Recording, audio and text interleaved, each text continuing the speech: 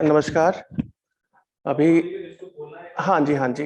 अभी हमारे साथ पुष्पेंद्र जी भाई साहब समय से जुड़ चुके हैं और आज का जो कार्यक्रम है हमारा, उस कार्यक्रम का जो उद्देश्य था,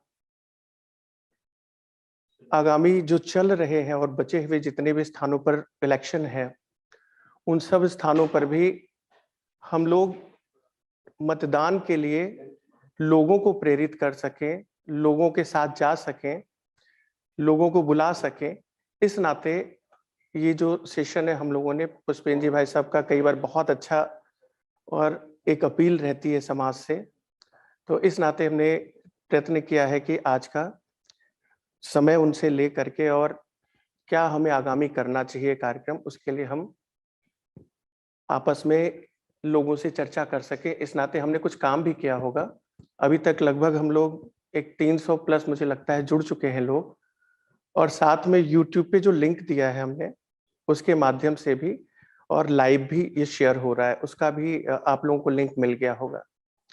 अपने बीच में कुछ ऐसे परिचय हैं, मुझे लगता है एक बार मैं बारी-बारी सबको मैं देख नहीं पा रहा हूँ कितने लोग अभी जुड़े हैं। फिर भी मुझे जैसे पूजा दीदी मुझे लगता है कि सवेरे से इंतज़ार कर रही हैं, और पूजा दीदी ने अभी एक अच्छा काम किया कि अपने अपार्टमेंट और आस-पास के पुष्पेंद्र जी भाई साहब आपका परिचय होगा पूजा दीदी से, पिछली बार उन्होंने आग्रह किया था घर जाने के लिए लेकिन जा नहीं पाए थे। हमारे बीच में अभी शैलेंद्र भाई साहब हैं, शैलेंद्र जी, शैलेंद्र कुमार सिंह जी। आप सीएससी थर्ड हैं, आप अधिवक्ता हैं, और अधिवक्ता के नाते इस बार पूरे उत्तर प्रदेश में आग्रह करके और लगभग एक बड़ी छोटी सारी मीटिंग अरेंज करके, और इन्होंने ये शैलेंद्र जी भाई साहब बड़े अच्छे लेवल पर लगभग एक 4000 से ऊपर अधिवक्ताओं को अलग-अलग गलियों में काम करने के लिए इनसे आग्रह किया। एक बार अनम्यूट करिएगा थोड़ा इनको। हाँ, शैलेंद्र जी भाई साहब के साथ पूजा दीदी नीचे।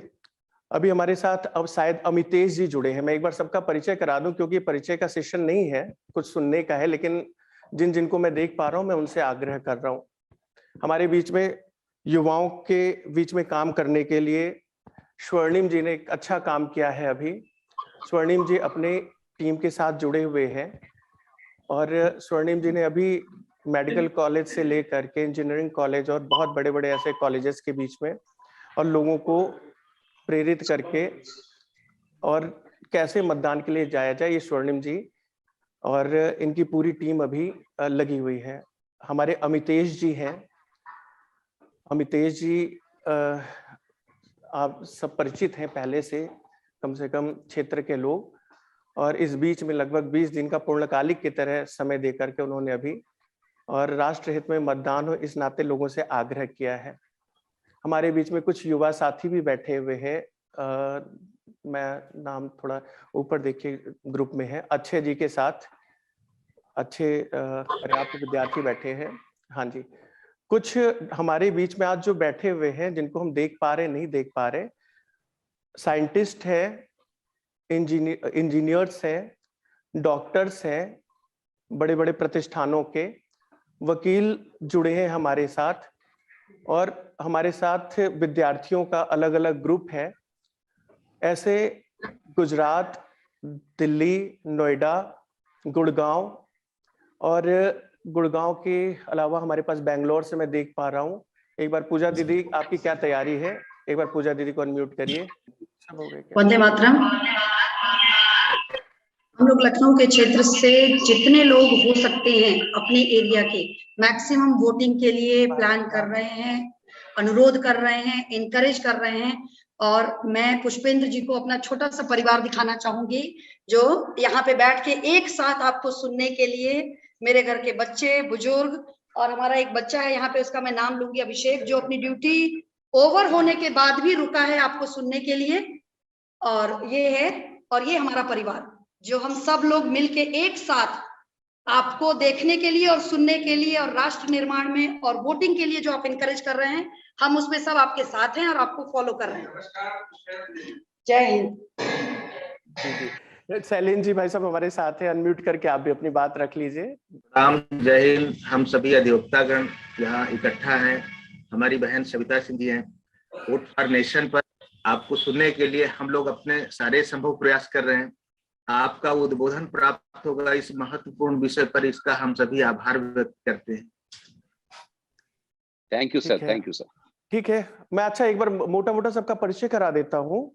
अभी हमारे साथ अमर जी है, मोहित जी है, आशुतोष जी जुड़े हुए हैं, आशुतोष दुबे जी जिनको मैं देख पा रहा हूँ, हमारे साथ अनिल जी है, हमारे साथ सुभेन जी है, अभिषेक दिल्ली से है अभी हमारे साथ अभिमन्यु जी जुड़े हुए हैं, आप फतेहपुर से हैं, अंशुमान जी हमारे साथ फतेहपुर से है, पोरस जी हमारे साथ, पोरस जी अगर हो तो एक बार प्लीज आप भी लाइन पे आ जाओ।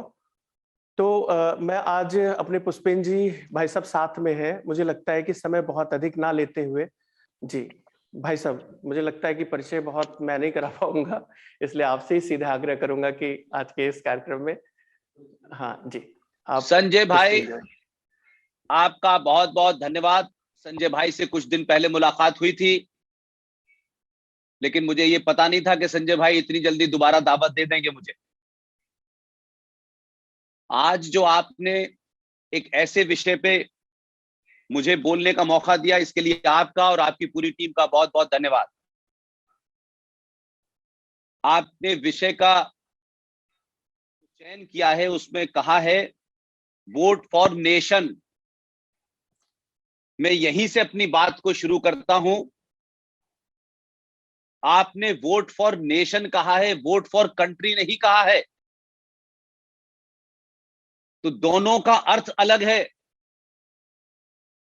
जब हम कहते हैं देश, तो देश सरकार, न्यायपालिका, पुलिस, सेना, ये तमाम जितने भी संविधान के तहत चलने वाले इंस्टीट्यूशंस हैं, उनसे मिलाकर के देश बनता है और वो देश चलाते हैं।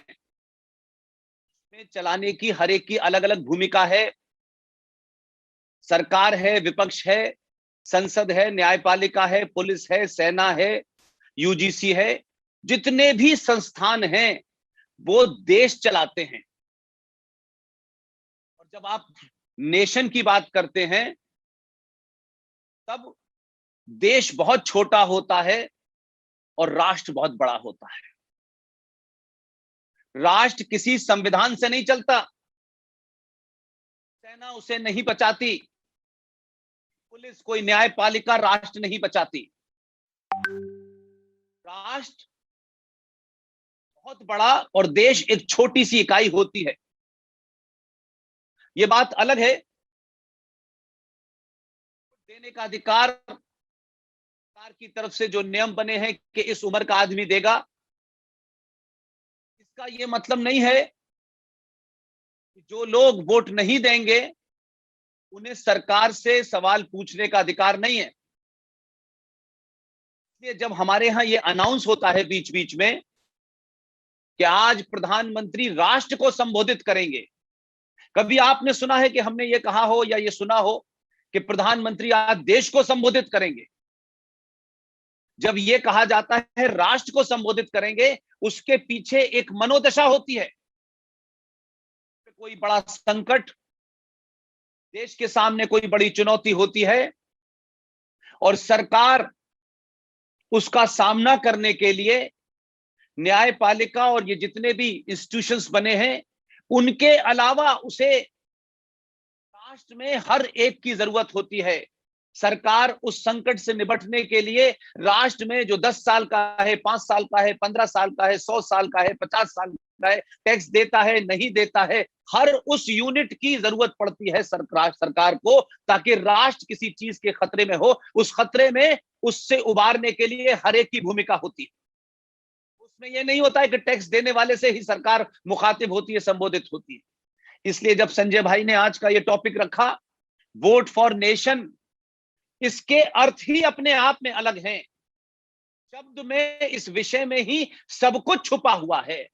लेकिन हमारे राजनीतिक नेताओं ने, हमारे बुद्धिजीवियों ने, विश्वविद्यालय में बैठे हुए अध्यापकों ने इतिहासकारों ने, तमाम सारे लोगों ने पिछले 70 सालों से राष्ट्र और देश की परिभाषा को परिभाषित नहीं किया। इसलिए हम जब वोट देने जाते हैं तो हमारे मन मस्तिष्क में क्या होता है, हम वोट किस लिए देने जाते हैं, क्यों देने चाहते हैं, क्या हम चाहते हैं, क्या हम नहीं चाहते हैं, क्या वोट देने से हमारी चाहतें पूरी हो जाती हैं, क्या वोट देने से मन मान्यताएं, परंपराओं, आस्थाओं का कोई की बात करता है, नहीं करता। लेकिन आजाद हुआ, लोकतंत्र का हमने रास्ता चुना, वोट का रास्ता चुना, और वोट नहीं है, सरकार जैसी महत्वपूर्ण चीज को चुनने के लिए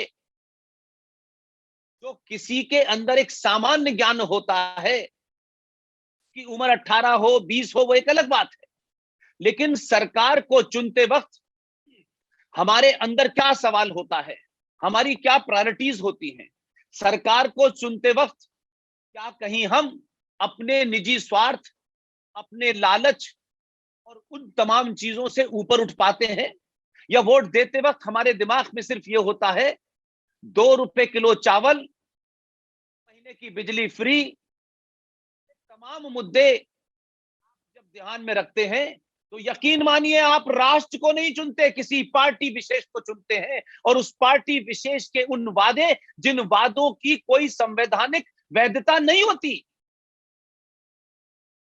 पार्टी ये नहीं कहती कि हम जब आपको ये देंगे तो ये पार्टी अपने से देगी, वो ये नहीं कहती। चुनाव जीतने के लिए जो वादे किए जाते हैं वो वादे जरूरी नहीं है कि पार्टियां अपने खजाने से दें, वो मेरे और आपके टैक्स से देती हैं, और चुनाव जीतने के लिए वो उस सेक्शन को, उन लोगों को एड्रेस करते हैं के पास सामान्य ज्ञान वोट देने का होता है, लेकिन वो ये नहीं जानते कि इस वोट के देने के बाद वो अपने लिए सरकार चुन रहे हैं, अपने स्वार्थों के लिए सरकार चुन रहे हैं, देश बचाने के लिए चुन रहे हैं, या राष्ट्र को बचाने के या राष्ट्र निर्माण के लिए चुन रहे हैं। लिहाजा लोकतंत्र एक ऐसा है जिसमें बड़े से बड़े साइंटिस्ट, बड़े से बड़े अध्यापक, प्रोफेसर, रीडर, बुद्धिजीवी का वोट, और एक सामान्य आदमी को शायद लोकतंत्र का भी कोई मतलब न पता हो, वो भी वोट देता है। तो क्या वोट देने से पहले हमारे सवाल क्या हैं, हम वोट क्यों दें, क्यों देना चाहिए? जो हमारे यहां इलेक्शन कमीशन के माध्यम से कहा जाता है जागरूकता फैलाइए, लेकिन इलेक्शन कमीशन ने पिछले 70 सालों से कभी पार्टियों के ऊपर यह अंकुश नहीं लगाया कि आप वोट मांगिए, लेकिन वोट मांगते वक्त ये वादा नहीं कर सकते कि हम तुम्हें बिजली फ्री देंगे, तुम्हें चावल फ्री देंगे, तुम्हें फ्री में और सारी चीजें देंगे, कोई लैपटॉप देगा, कोई साइकिल देगा। इलेक्शन कमीशन इन चीजों पे बैन लगाएगा, उस दिन भारत के उस सामान्य, कमजोर, पिछड़े लोग दौड़ में पीछे रह गए हैं, उनको कोई खरीद नहीं पाएगा। लिहाजा राजनेताओं ने पिछले 70 सालों में एक ऐसी हालत पैदा कर दी है कि चुनाव के वक्त ये नहीं कहते हमारे एजुकेशन सिस्टम में क्या बदलाव होना चाहिए, हमारे इतिहास में जो गलतियां की गई हैं उसका क्या होना चाहिए, हमारी जो संस्कृति है, हमारी जो सरोकार है, जो हमारे परंपराएं हैं, उनका कैसे हम मजबूत करेंगे, इसकी बात कोई नहीं करता है।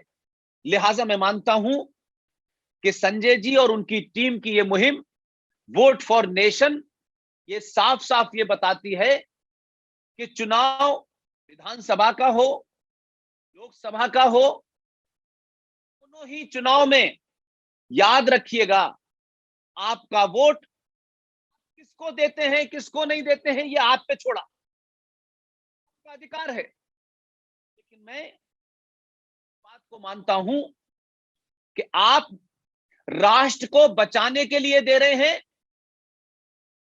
देश को बचाने के लिए दे रहे हैं। देश को कभी दुनिया में खतरा नहीं हुआ। देश एक भूमि का टुकड़ा है, उसकी रक्षा और सुरक्षा करना सेनाओं का काम है। उसमें व्यवस्था कैसे चले उसके लिए पुलिस है, न्यायपालिका है। लेकिन जो समाज ये समझ लेता है कि सिर्फ सरकार चुनना, किसी पार्टी को वोट दे देना ही हमारा अंतिम बस काम है, वो देश संस्कृति अपने सरोकारों को समाप्त करने वाले लोगों को सत्ता पे बिठा देते हैं। हम अहिल्याबाई होलकर को देखें, उस जमाने चुनाव नहीं होता था। हम छत्रपति शिवाजी महाराज को देखें, वो तमाम सारे लोग सरकार भी चलाते थे, संविधान के हिसाब से चलाते थे, जो भी उस वक्त के नियम थे, लेकिन उनके मूल में यह होता था कि इस राष्ट्र की गौरवशाली गाथा, इस राष्ट्र की गौरवशाली इतिहास, उसकी संस्कृति को कैसे बचाया जाए। समाज में ऐसे लोग थे, अहिल्याबाई होलकर महाराष्ट्र, इंदौर, उन्होंने अपने राज्य में न्याय व्यवस्था का स्थापित की, वहां एक सिस्टम चलाया, लेकिन वहां से चल के बनारस के उन मंदिरों का जीर्णोद्धार भी किया। यह है सरकार बनाने के बाद उस राष्ट्र की खोई हुई पहचान को स्थापित करने वालों के लिए आप वोट दे रहे हैं। आप वोट इसलिए दे रहे हैं कि सरकार बनेगी तो मेरी जाति को रिजर्वेशन मिलेगा, मेरे कुछ लोगों को फायदा होगा, मैं फ्री में अपने लोगों को साइकिल बांटूंगा, किसी को कोई और चीज दूंगा। तो जब आप अपने इस हित के लिए देते हैं तो यकीन मानिए कि इस वोट का कोई अर्थ नहीं होता। इसलिए वोट फॉर नेशन में सबसे पहले मेरी सबसे अपील है कि घर से जब भी वोट देने जाएं, वो अपने मन में इस बात को ध्यान में रखें कि हम 5 साल देश की सत्ता पे किन लोगों को उन किन कारणों से और किन बुनियादों पे बिठाने जा रहे हैं। कहीं ऐसा तो नहीं है कि जो 70 सालों में हमने गलतियां की हैं, सरकारें चुनी, सरकारें आई गई, एक सरकार बनी, दूसरी सरकार बनी, सरकार चली गई, तोड़ फोड़ के सरकार बना ली, आपस में मिलके सरकार बना ली, लेकिन ऐसा तो नहीं हो रहा कि हम जिनको वोट देते हैं वो एक गिरोह की तरीके से सब इकट्ठे हो जाएं, 5 तेरे, 10 मेरे, 100 मेरे, और उसके बाद वो जनता की बात न सुने, आपके सरोकारों, संस्कृति की, आपकी परंपराओं के का कहीं अतिक्रमण न करते हुए सरकार चलाएं। ऐसा तो हुआ नहीं, तो हम तो लगातार यही देख रहे हैं। लेकिन मानता हूं कि राष्ट्र है, इसलिए देश टूटते रहते हैं। देश कई बार टूटा है, भारत भी कई बार टूटा है। अफगानिस्तान बना, इंडोनेशिया निकल गया, श्रीलंका चला गया, पाकिस्तान बना, बांग्लादेश बना, लेकिन राष्ट्र आज भी जीवित है। ये राष्ट्र को चलाने की जिम्मेदारी समाज की होती है, और एक कायर, डरपोक और एक लालची समाज सब कुछ लालच की बुनियादों पर तय करता है, तो उसे वही सरकारें मिलती हैं जो आपको खरीदती हैं और आपके सरोकारों और आपकी आस्थाओं को कुचलती हैं, क्योंकि सरकार पे बैठने के बाद उनकी प्रायोरिटीज दूसरी हो जाती हैं। मैं ये मानता हूं कि आज वोट फॉर नेशन के माध्यम से सबसे पहली शर्त यह है, लोग भी देश विदेश में संजय जी के इस कार्यक्रम से जुड़े हुए हैं, वो अमीर हैं, गरीब हैं, वो अपार्टमेंट में रहते हैं, वो कमरों में बैठ के सुन रहे हैं, वो कहीं बाहर सुन रहे हैं, मेरी सबसे हाथ जोड़ के अपील है। आप सब जानते हैं मेरा किसी पार्टी, किसी संगठन से कोई लेना देना नहीं है, लेकिन फिर भी एक भारत के नागरिक होने की कारण, एक जिम्मेदार नागरिक होने के कारण सबसे पहले आपको वोट देना ही है। वोट देना, इसका मतलब है कि आपने जिसको वोट दिया है उससे आपको सवाल करने का अधिकार है। लिहाजा जब वोट का हम हिंदी में ट्रांसलेशन करते हैं तो कभी कभी मुझे शक होता है। हम कहते हैं मतदाता, नहीं मत का दान करने वाला। जब मतदाता ने मतदान कर दिया है तो फिर दान करने वाली बात पे आप सवाल नहीं पूछते हैं कि बदले में मुझे क्या दोगे। लिहाजा मतदान यानी आपने दान कर दिया। तो भारतीय सनातनी परंपरा में दान की हुई चीज के बारे में वो नेता कहता है आपने तो हमें दान दिया है, फिर क्यों सवाल हमसे पूछ रहे, अब तो हम जो दिल चाहे करेंगे, आपने दान दे दिया। तो ये मतदान नहीं है, ये मत का अधिकार है आपका। अधिकार का सही प्रयोग करें, इसको दें, सवाल भी करें, उसको परखें भी, उसके इतिहास को परखें, उसके वर्तमान को परखें और ये सोच के दें कि ये वोट मैं इनको दे रहा हूं, इनकी हमसे वादा क्या है। वादा 3 महीने की बिजली, 2 रुपए किलो चावल, महीने का किराया मुफ्त।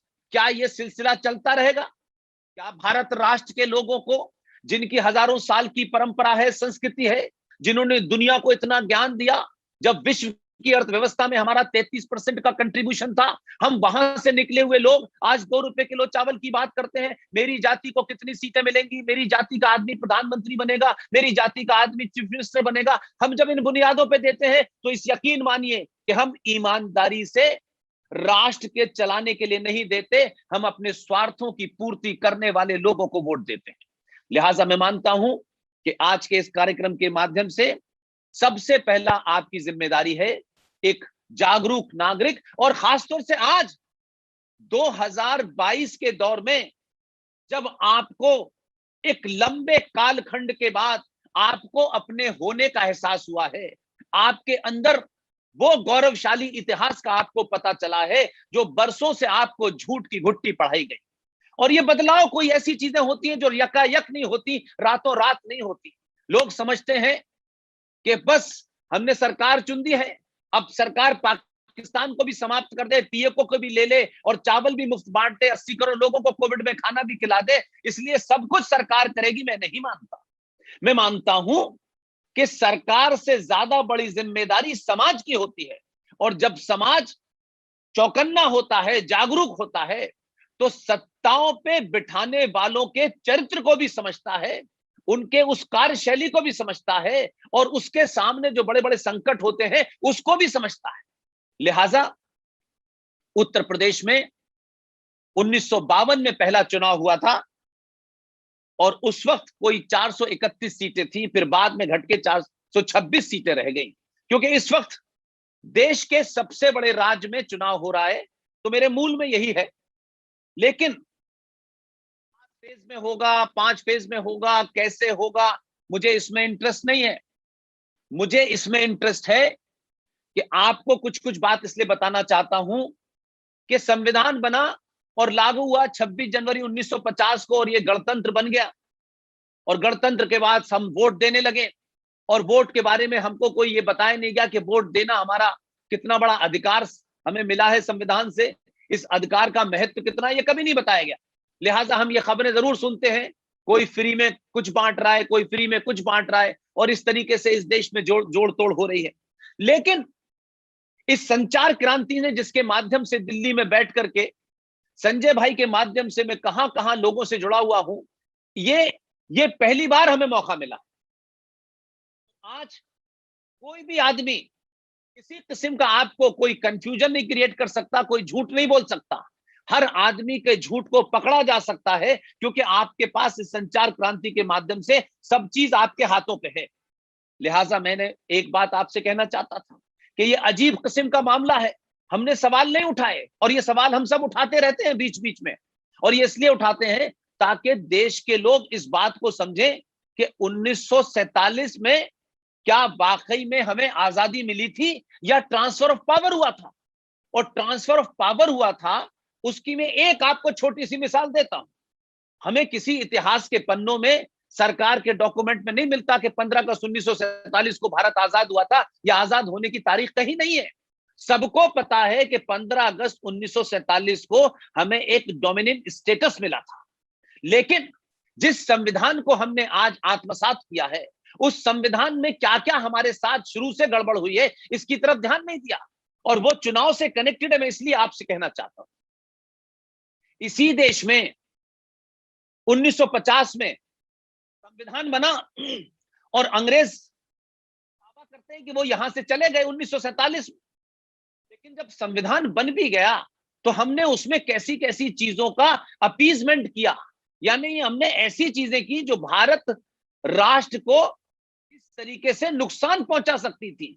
क्योंकि हमने लिखा तो उसमें इंडिया दैट इज भारत, लेकिन भारत क्या है इसकी कल्पना हमने नहीं की कभी भी। हम इंडिया इंडिया की बात करते हैं और यकायक हमें ऐसा लगता है कि भारत 1947 में पैदा हुआ है।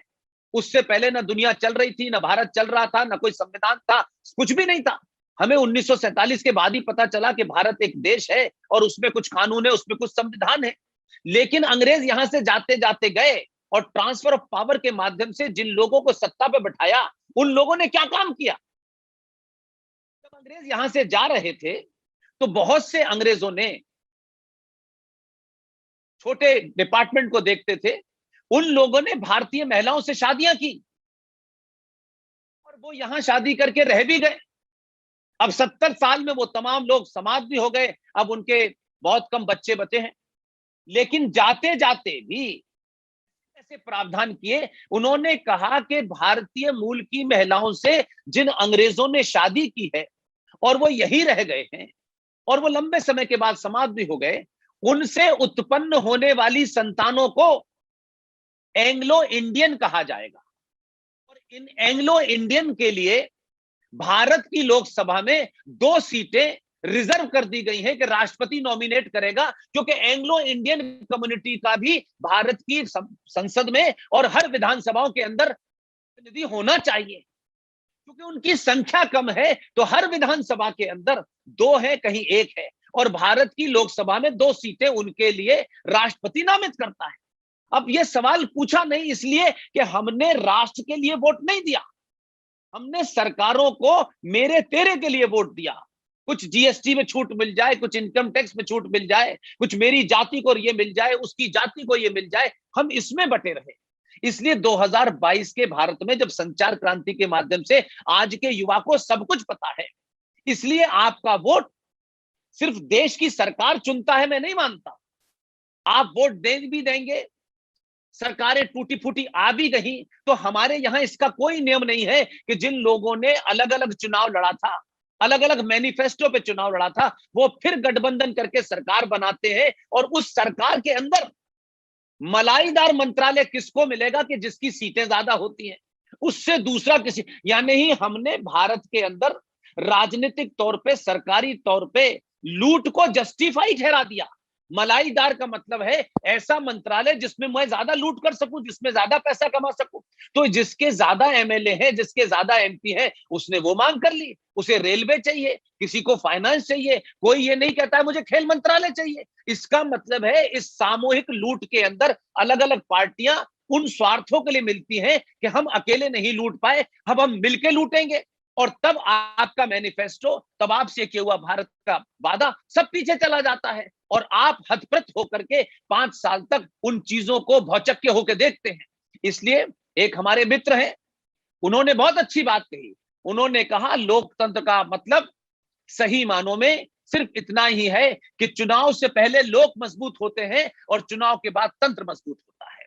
अगर आप चाहते हैं कि ये तंत्र मजबूत हो तो राष्ट्र को बचाने के लिए हो, किसी पार्टी, किसी जाति, किसी मजहब विशेष के लोगों को बचाने के लिए तंत्र मजबूत न हो, ताकि इस देश के अंदर अनार्की न फैले।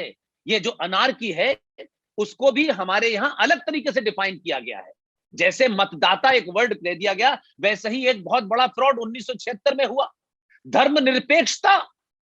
अगर धर्मनिरपेक्ष शब्द की सही मायने में अगर उसका अर्थ देखें, भारतीय कॉन्टेक्स्ट में देखें, भारतीय संस्कृति में देखें, हमारे साहित्य में देखें, तो धर्मनिरपेक्षता का मतलब है हर आदमी, वो सत्ता पे हो, व्यवस्था पे हो, माँ हो, बहन हो, पति हो, पिता हो, सब आदमी अपने कर्तव्यों का निर्वहन न करें। नहीं, अपना धर्म, यानी माँ का धर्म क्या है, पिता का धर्म क्या है, सरकार का धर्म क्या है, एसएसपी का धर्म क्या है, यानी धर्म मीन्स आपकी ड्यूटी। लेकिन हमें यह बताया गया धर्म माने आप अपनी पूजा पद्धति से निषेध हो जाएं, आजाद हो जाएं, ये बताया गया। तो ये जो कल्पना इसलिए हुई क्योंकि हमारे जागरूक लोगों ने कभी इन पे चर्चा नहीं की, इसलिए आज हम 70-72 साल के बाद भी वोट मांगने का पैटर्न वही है। झूठ बोलो, झूठे वादे करो और इस देश को तोड़ने वाली शक्तियां इकट्ठी अगर हो जाएं तो उनका वोट लेने के लिए भी अपने मत, जो आपका घोषणा पत्र होता है उसमें भी, यानी ये स्थिति इस देश में हम पहली बार देखते हैं कि इस देश में ऐसी ऐसी भी पार्टियां आई कि उन्होंने अपने मैनिफेस्टो में कहा कि हम सत्ता में आएंगे तो इस्लामिक आतंकवादी जो हमने पकड़ रखे हैं उनको छोड़ देंगे।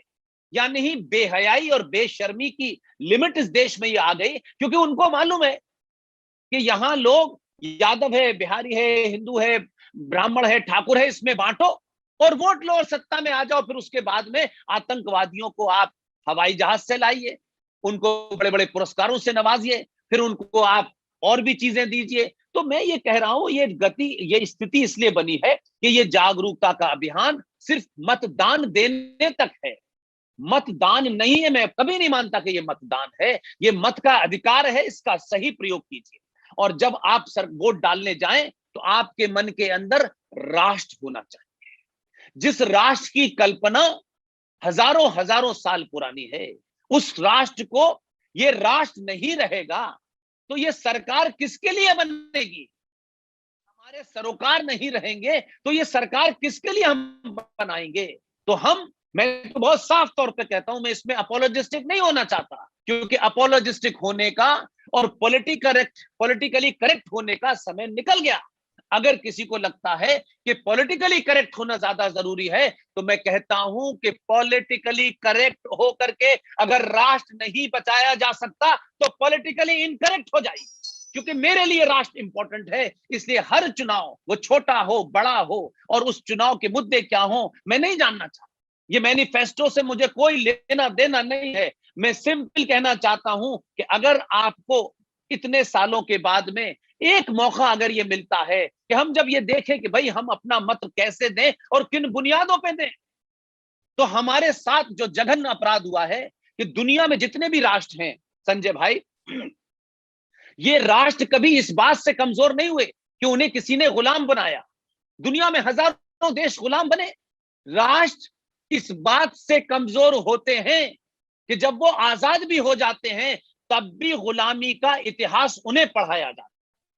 ये सबसे बड़ी चीज होती है जिसके कारण आने वाली जनरेशन भी उस गुलामी से बाहर ही नहीं निकलती हैं। लिहाजा मैं ये मानता हूं कि आज कम से कम हमारे देश में, मैं बहुत वोकल हूं इस मामले में। आप सब जानते हैं कि मैं राष्ट्र के सामने किसी को भी माफ करने के लिए तैयार नहीं हूं, वो कोई भी हो। अगर राष्ट्र को के खिलाफ कोई है तो न वो इस देश का है, न वो इस राष्ट्र का है, फिर वो गद्दार है और उसे भारत की धरती पर रहने का कोई अधिकार नहीं। उसकी मान्यताएं क्या है, परंपराएं क्या है, मुझे इससे मतलब नहीं है, लेकिन इस राष्ट्र की शक्ति को, पहचान को, परंपराओं को, उपासना के खिलाफ जाकर के कोई ये कहे कि ये मेरी पहचान है। पहचान आपकी घर तक है, पहचान आपकी स्कूल में नहीं हो सकती, पहचान आपकी सड़कों पे नहीं हो सकती, और आपकी पहचान के कारण आप सड़कों पे खड़े होकर के लोगों के रास्ते में चलने के मजहब का इस्तेमाल करके नहीं रोक सकते। इसलिए राष्ट्र को ध्यान में रख करके, ये राष्ट्र क्या था क्या है, आज दुनिया में हजारों लोग बोल रहे हैं। इस संचार क्रांति के माध्यम से दुनिया के तथ्य बाहर निकल के आ रहे हैं, और यही तथ्य जब निकले तो लोगों को पता चला कि भारत का प्रधानमंत्री कौन था। ये दुर्भाग्य है कि एक आदमी अपनी पार्टी का अध्यक्ष इलेक्टेड नहीं बन पाया। पार्टी के 15 राज्यों ने उसे एक भी वोट नहीं दिया, वो देश का प्रधानमंत्री बना। और उसी दौर में, उसी गुलाम भारत में या उसी यूनाइटेड भारत में एक अकेला आदमी पार्टी को छोड़ के चला गया। उस आंदोलन से उसके मतभेद हो गए, विदेश गया, दुनिया भर में घूमा, और उसने 21 अक्टूबर 1943 को भारत की आजादी की घोषणा कर दी, ब्रिटिश सत्ता को हिला दिया, ब्रिटिश सरकार की चूलों को हिला दिया, और दुनिया के 11 राष्ट्रों ने उसको मान्यता दी। हमसे अगर पूछिए कि अगर हम कायर और लालची ना होते, डरपोक ना होते, तो जो शख्स अपनी पार्टी के 11-12 वोट न ले पाया उसको प्रधानमंत्री हमने देखना पड़ा, और जिसने दुनिया के 11 राष्ट्रों का भरोसा जीता उसको हमने भारत का पहला प्रधानमंत्री नहीं मांगा। इसलिए आज आपके सामने सवाल ये खड़ा होता है कि ये जो कुछ भी बदलाव हम सब देख रहे हैं, ये बदलाव एक तो होता है सरकारी, सरकार ने कोई योजना लागू कर दी, सरकार ने कोई नई योजना दे दी, सरकार ने सड़कें बना दी, सरकार ने हवाई जहाज चला दिए। ये सड़कें, ये हवाई जहाज हजारों साल तक बनते बिगड़ते रहेंगे। सड़कें पहले भी बन रही थी, कुछ कच्ची बन रही थी, कुछ खराब बन रही थी, अब अच्छी बन रही है। सड़कें बननी चाहिए या नहीं, हमारा जो लेवल है वो इतना नीचे ना आ जाए कि हम सरकार चुने सड़क बनाने के लिए। सड़क तो बननी ही चाहिए। हम सरकार चुनते वक्त ये ध्यान में रखें कि हमारे साथ जो जघन्य अपराध हुआ है कि हमसे कहा गया कि आप 15 अगस्त 1947 को आजाद हो गए और आजादी के बाद कानून के तहत बनारस में बाबा विश्वनाथ के ऊपर एक इस्लामिक आतताई आतंकी का छाया लगातार पिछले 500 सालों से था। हमने 500 साल तक इंतजार किया और हमने कोई हथियार हाथ में नहीं उठाया। हम इतनी ताकत में भी थे, हम सरकार में, सेना में, पुलिस में होने के बावजूद भी हमने कहा कि हमें कानून से ही अपनी जगह चाहिए। लिहाजा अफसोस कि हमारे इतिहासकारों ने लिखा, जिन्होंने हमें कुंठा हमारे अंदर भरी, इतिहास को तोड़ा, हमारी संस्कृति को तोड़ा। हमें यह बताया गया कि ये जो बाबा विश्वनाथ के मंदिर को तोड़ करके जहां एक मस्जिद बना दी गई है, उस मस्जिद का नाम रखा गया ज्ञान व्यापी मस्जिद। और ये ज्ञान व्यापी मस्जिद आधुनिक भारत के सेकुलरिज्म का जीता जागता मिसाल बताई गई कि ज्ञान, पहला तो कंट्रोवर्सी मुझे यही लगती है कि ज्ञान और मस्जिद ये दो अलग अलग चीजें हैं। लेकिन अगर मान भी लीजिए थोड़ी देर के लिए, तो भाई मेरे ये मुझे बताओ, ये ज्ञान व्यापी मस्जिद भारत में सेकुलरिज्म की सबसे बड़ा स्टेचू बना दिया और कहा कि इसी को मानिए और जब जब इसे देखिए तो अपने पूर्वजों पे शर्म करिए। अगर इतिहास बदलना है, राष्ट्र बनाना है, तो वोट ही नहीं देना, वोट देना है और वोट देने के बाद लगातार इस बात का दबाव बनाना है कि हमने आपको वोट सड़क देने के लिए नहीं दिया। सड़कें बनती रहेंगी, बिगड़ती रहेंगी, टूटती रहेंगी, कोई फर्क नहीं पड़ता है। जब तक हमारी आस्थाओं के केंद्र अगर ठीक नहीं रहेंगे तो हमारी आने वाली नस्लों को यह पता नहीं होगा हम हैं कौन, हमारे पूर्वज कौन थे, हमारी आस्थाएं क्यों थी, हमने दुनिया को क्या दिया। तो लिहाजा आज 2022 और 2024 में पहली शर्त वोट देना है। वोट देते वक्त आप इस बात के लिए ध्यान रखें कि ये वोट हम सिर्फ कोई जिम्मेदारी पूरी नहीं कर रहे हैं, बल्कि इस दौर में जब अलग अलग लालच के माध्यम से, अलग अलग प्रलोभन के माध्यम से, अलग अलग वादों के माध्यम से जब लोग आपसे वोट मांग रहे हो, तो आप इस बात को बैठ करके उसका निष्कर्ष निकालें, उसकी एनालिसिस करें कि भाई हम वोट देने क्यों जा रहे हैं और वोट देने जा रहे हैं तो हमें क्यों जाना चाहिए, और अगर हम वोट नहीं दे रहे तो हमारे वोट न देने से कितना बड़ा इस राष्ट्र का अहित होने वाला है। और फिर हमें उस शिकायत करने की कोई हमारे पास कोई सवाल नहीं रह जाता, हम सवाल करने लायक नहीं है। फिर हमारी ये जिम्मेदारी नहीं होगी कि हम वोट भी नहीं देंगे और फिर हम पूरे 5 साल तक सरकारों को कोसेंगे, ये नहीं किया, वो नहीं किया। आपको 5 साल में एक दिन निकल के आना है, जिस सरकार को चुनते हैं उसे 5 साल तक भागते रहना होता है। अगर आप चाहते हैं कि सरकार आपके हिसाब से चले, आपकी प्रायोरिटीज से चले, इस देश को बचाने, इस राष्ट्र को बचाने वालों को ताकत बढ़े, तो अपने वक्त का सही इस्तेमाल कीजिए, उन लोगों को दीजिए जिनसे आपको ये उम्मीद हो या आपकी ये उम्मीद जगने लगी हो कि ये लोग राष्ट्र बचाने के लिए भी काम करेंगे और देश को बचाने के लिए भी काम करेंगे। तो इस तरीके की तरह तरह की बहुत सारी बातें होंगी, बहुत सारे लोग बहुत बातें कहेंगे। कोई कहता है हिंदू धर्म अलग है और हिंदुत्व अलग है, और ये वो लोग दे रहे हैं जो इस्लाम की परिभाषा नहीं बता पाते कि इस्लाम कौन सा, अबू बकर का या इमाम अली का या आयशा का। तो सवाल यह है कि हमने सवाल नहीं पूछा, इसलिए लोग हमारे परंपराओं में, आस्थाओं में हर आदमी दखल दे रहा है। मैं सीधे तौर पे कहता हूं कि हिंदू धर्म क्या है। हिंदू धर्म यह है कि भारत का प्रधानमंत्री संविधान की शपथ लेता है और संविधान की शपथ लेने के बाद अपने कार्यालय में बैठ करके इस देश के हर नागरिक का, उसका रंग कैसा है, उसका मजहब कैसा है, उसकी जाति क्या है, ये न सोचते हुए समग्रता में कोई योजना चलाता है। ये उसके प्रधानमंत्री का दायित्व है जिसे वो पूरा कर रहा है। लेकिन वही प्रधानमंत्री जब अयोध्या में भगवान राम के मंदिर की नींव रखता है और भगवान राम की मूर्ति के सामने दंडवत लेटता है, उसे हिंदू धर्म कहते हैं। लेकिन वो है राष्ट्र बचाना। और वही प्रधानमंत्री जब अपने कार्यालय में आकर बैठता है और बालाकोट में घुस के मारने का आदेश देता है, इसे कहते हैं हिंदुत्व। इसलिए लोगों को साफ समझ में आ जाना चाहिए कि अब आप भटका नहीं सकते। 70 सालों से धर्मनिरपेक्षता के नाम पे हमें भटकाया गया, फिर गलत नारे बढ़ाए गए, सारे धर्म बराबर हैं, ये दुनिया का सबसे बड़ा झूठ है। फिर एक और नारा चला, क्योंकि हमें सुनी सुनाई बातों को करने का बड़ा शौक है। हमें कहा मजहब नहीं सिखाता आपस में रखना, हिंदी है हम वतन है हिंदुस्तान हमारा। जिस आदमी ने लिखा था वो पाकिस्तान का सबसे बड़ा नेशनल शायर है। और ये दुनिया का सबसे बड़ा सच है कि मजहब ही हमको आपस में बैर रखना सिखाता है। ये मजहबी है जो कन्वर्जन करता है, ये मजहबी है जो गर्दन काटता है। वो चाइना में नहीं काटता, वो ऑस्ट्रेलिया में काटता है, वो फ्रांस में काटता है, वो श्रीलंका में काटता है, वो बांग्लादेश में काटता है, वो उत्तर प्रदेश में काटता है। सवाल सबसे बड़ा ये है कि हमको वोट देते वक्त इन तमाम बातों का ध्यान रखना चाहिए। हम इस बात का ध्यान रखेंगे कि किसने हमको चावल फ्री दिए थे। चावल 1 महीना 2 महीने के बाद समाप्त हो जाएंगे, लेकिन 5 साल बैठने वाले लोग जब इस देश को बेचेंगे तो फिर हमें तकलीफ होगी। लिहाजा आप सरकार नहीं चुनने जा रहे हैं, बल्कि इस राष्ट्र को मजबूत करने में अपनी भूमिका निभा रहे हैं, जो मतदान यानी वोटिंग के तरीके से होगा। लिहाजा मैं मानता हूं कि आप उसको इस तरीके से न लें कि सिर्फ आपको वोट देना है। आपको वोट नहीं देना है, वोट के साथ साथ आपको एक जिम्मेदारी ये निभानी है कि जो लोग किसी कारण से असमर्थ हैं, कमजोर हैं,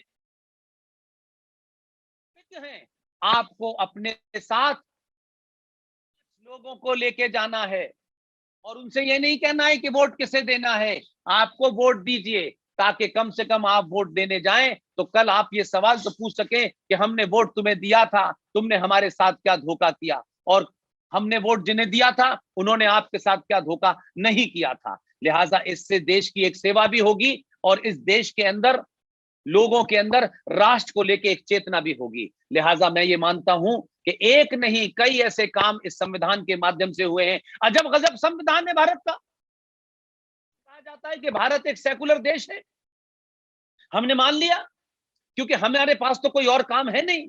सरकार जो कह देती है हम मान लेते हैं, और जिन चीजों पे सरकार से प्रतिकार करना चाहिए उस पे हम करते नहीं है। रात के अंधेरे में 1976 में सेकुलर शब्द डाल दिया गया, उस दिन से हम सेकुलर हो गए। सरकार ने कहा सेकुलर हो जाओ, किसी ने कहा वामपंथी हो जाओ, किसी ने कहा समाजवादी हो जाओ, लेकिन किसी ने यह नहीं कहा कि राष्ट्रवादी हो जाओ। कोई नहीं कहता आपसे। इसलिए मुझे इस बात की चिंता है कि जब संविधान के अंदर सेकुलर शब्द को डाला गया तब हमने प्रतिकार नहीं किया, और जब ये कहा गया कि ये देश सेकुलर है, जो बार बार हमसे कहा जाता है, लेकिन मैं ये समझ नहीं पाता हूं क्योंकि हम जागरूक नहीं है कि अगर ये देश सेकुलर है तो फिर इस देश के अंदर माइनॉरिटी कमीशन क्यों है, फिर सच्चर कमीशन क्यों है, फिर हज कमेटी क्यों है, फिर अलग से एजुकेशन बोर्ड क्यों है। अगर भारत हिंदू राष्ट्र होगा तब ही इस देश में माइनॉरिटी कमीशन होगा। अगर सेकुलरिज्म है तो फिर ये क्यों है, फिर तो सब कुछ बराबर होना चाहिए। फिर कहीं हिजाब क्यों चलेगा, बुर्का क्यों चलेगा, कहीं टोपी क्यों चलेगी। अगर ये सेकुलर है तो सबकी लिबास एक होगा, उस यूनिफॉर्म में होगा जो उसका मैंडेट होगा। फिर ये आपकी मर्जी से नहीं होगा, फिर सड़क घेर के आप नहीं खड़े हो सकते हैं क्योंकि सेकुलर है। लेकिन ये भी अच्छी बात है कि सेकुलरिज्म का ठेका इस देश के 90 करोड़ सनातनियों का है और बाकी लोगों का यह है कि सेकुलरिज्म का कैसे नंगा नाच किया जाए। तो हम इन मुद्दों को तभी समझ पाएंगे जब हम राष्ट्र हित में राष्ट्र के लिए वोट देंगे। संजय भाई, मुझे लगता है कि मैंने अपनी बात को बहुत शॉर्ट में समग्रता में किया है।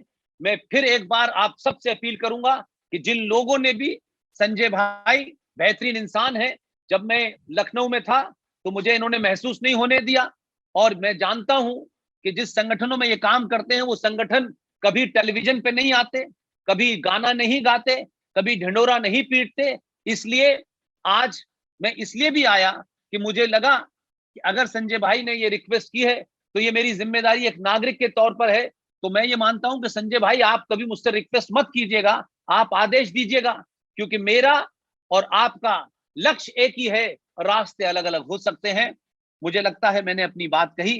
तमाम सारे लोगों से फिर एक बार अपील करूंगा कि ये युद्ध है और इस युद्ध में आपको भागीदार बनना है, और आप भागीदार नहीं बनेंगे तो जो विजेता होगा वो फिर आपके साथ जो करेगा, फिर आपको शिकायत करने की कोई, मैं समझता हूं कि आपको शिकायत करने की कोई मैं समझता हूं कि आपको कोई मौका नहीं मिलेगा और फिर आपकी शिकायत जायज भी नहीं होगी। लिहाजा 5 साल में एक दिन आप अगर अपने घर से निकल करके वोट देने सरकार चुन रहे हैं, आप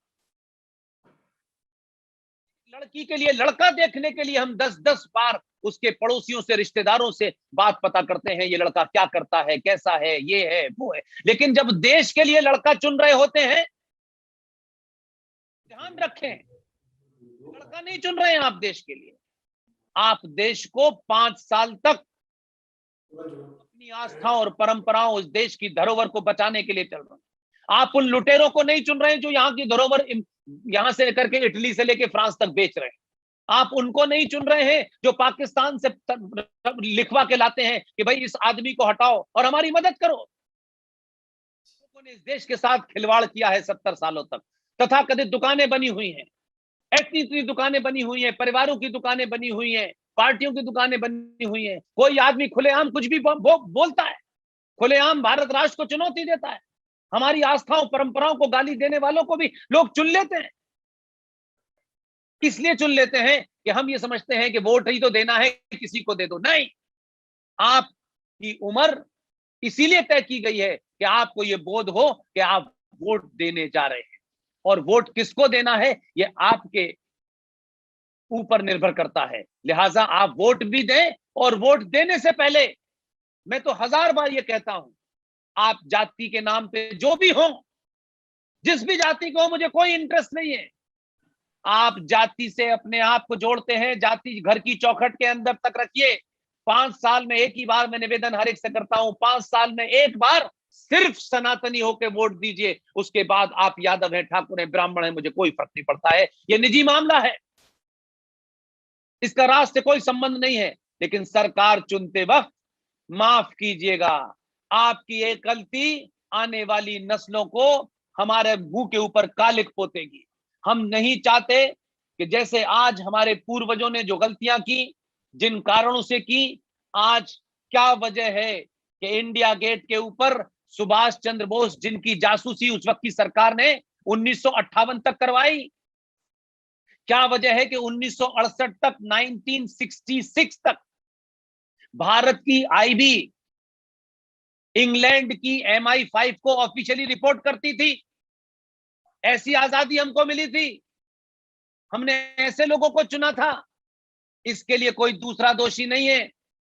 हम बहकावे में आए, हम लालच में आए, हम जातिवाद पे बटे, लेकिन हम नहीं चाहते, संजय भाई नहीं चाहते, इनकी टीम नहीं चाहती कि हमसे लोग, हमारे आने वाली नस्लें ये पूछे कि हमारे पूर्वज अपने स्वार्थ के कारण नहीं बोले।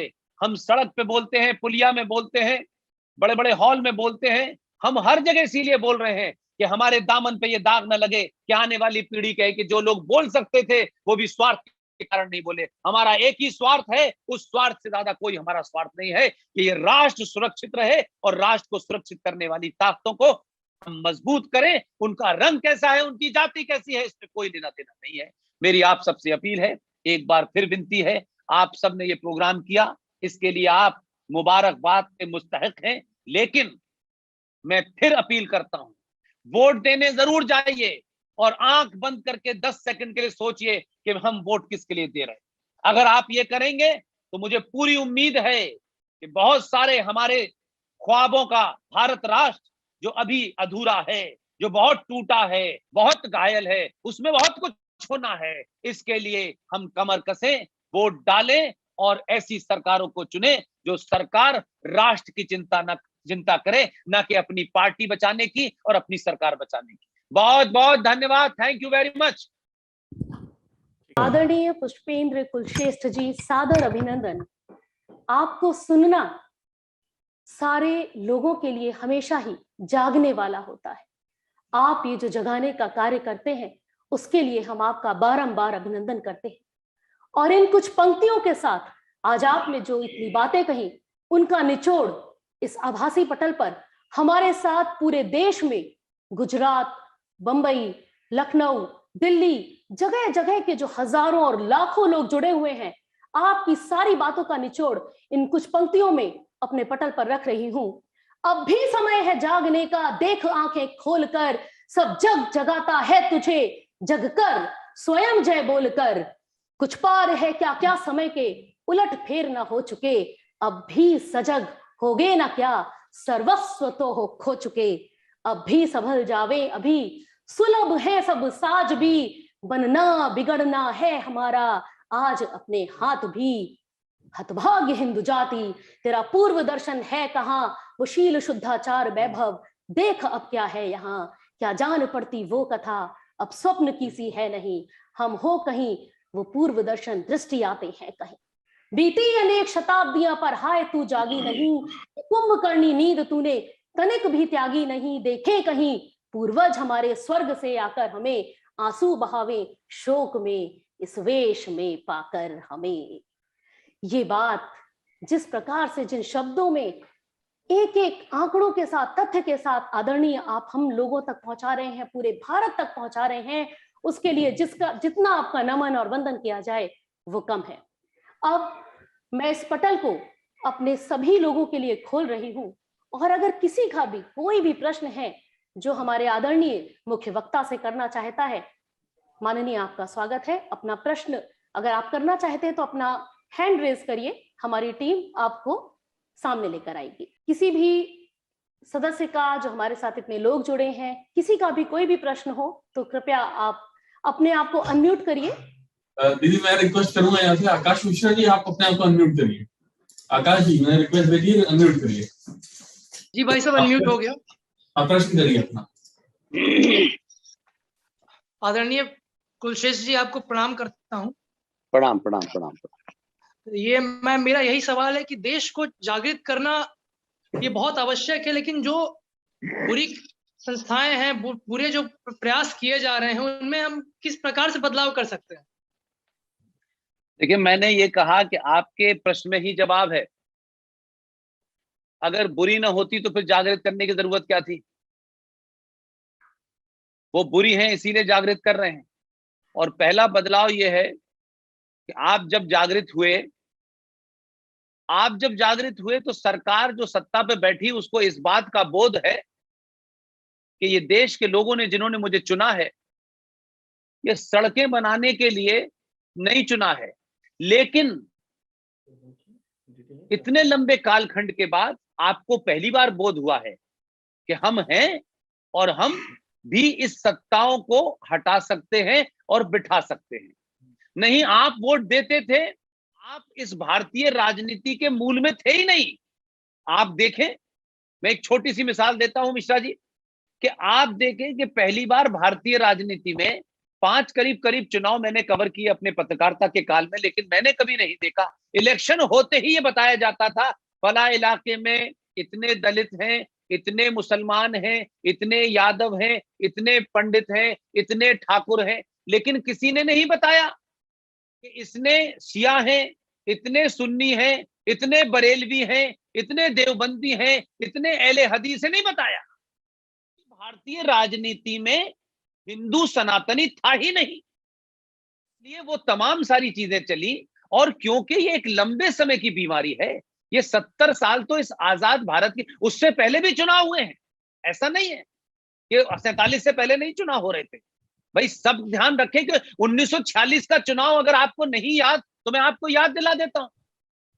1946 में जब चुनाव हुआ तो पूरे देश की जो असेंबलीज की सीट थी उनकी गिनती थी 1585, 1585 पूरे देश की, और उसमें से 492 सीटें मुसलमानों के लिए रिजर्व थी। और मुस्लिम लीग का नारा था मरमर के लेंगे हिंदुस्तान, मरमर के लेंगे पाकिस्तान, हर कीमत पे लेंगे पाकिस्तान, ये मुस्लिम लीग का नारा था।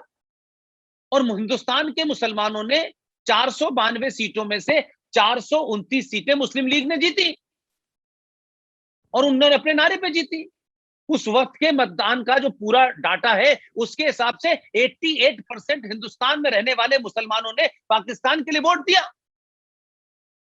और आज आपसे कह रहे हैं कि हमारे पूर्वजों ने भारत को चुना था इसलिए गए नहीं। ये कौन कह रहा है?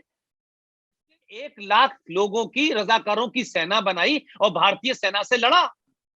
परिवार का एक गुंडा पार्लियामेंट का मेंबर होने के बाद जहां शपथ लेके आदमी आता है वो सिटिंग मेंबर ऑफ पार्लियामेंट है। भारत की व्यवस्था और सत्ता को कह के डराता है। मोदी नहीं बचा सकता, वो पुलिस वालों से कह रहा है। पुलिस वाले किसी पार्टी के नहीं होते और खुली छूट है। ये छूट है कि वो ये कह सकते हैं इसलिए कि यहां संविधान और समाज जोर पड़ता है। समाज कहता है हमारा क्या सरकार करेगी। समाज की सामूहिक शक्ति इतनी ताकतवर होती है कि सरकार भी डरती है और कोई गुंडा चुना हुआ या भागा हुआ भी इस तरीके के वाक्य बोलने से पहले सोचता है कि सरकार अपनी जगह है, लेकिन इस समाज की सामूहिक शक्ति के सामने अगर मैंने खुली गुंडागर्दी की तो मेरे साथ अच्छा नहीं होगा। लेकिन हम तो चुप हैं, कुछ भी कहो। कोई सीता को गाली दे रहा है, कोई राम को गाली दे रहा है, कोई कुतुब मीनार ले जा रहा है, कोई ताजमहल ले जा रहा है और संसद में ऐसे कानून बन रहे हैं। हम बैठे हुए हैं, लड़ाई अपनी नहीं लड़ना चाहते। हम चाहते हैं हमारी लड़ाई कोई लड़े। सत्ताओं पे बैठने वाले लोग भी चाहते हैं कि समाज से राष्ट्र बचाने की आवाजें उठें और वो उठती हैं तभी अयोध्या में राम मंदिर बनता है। वही दबाव होता है तब काशी के अंदर कॉरिडोर बनता है।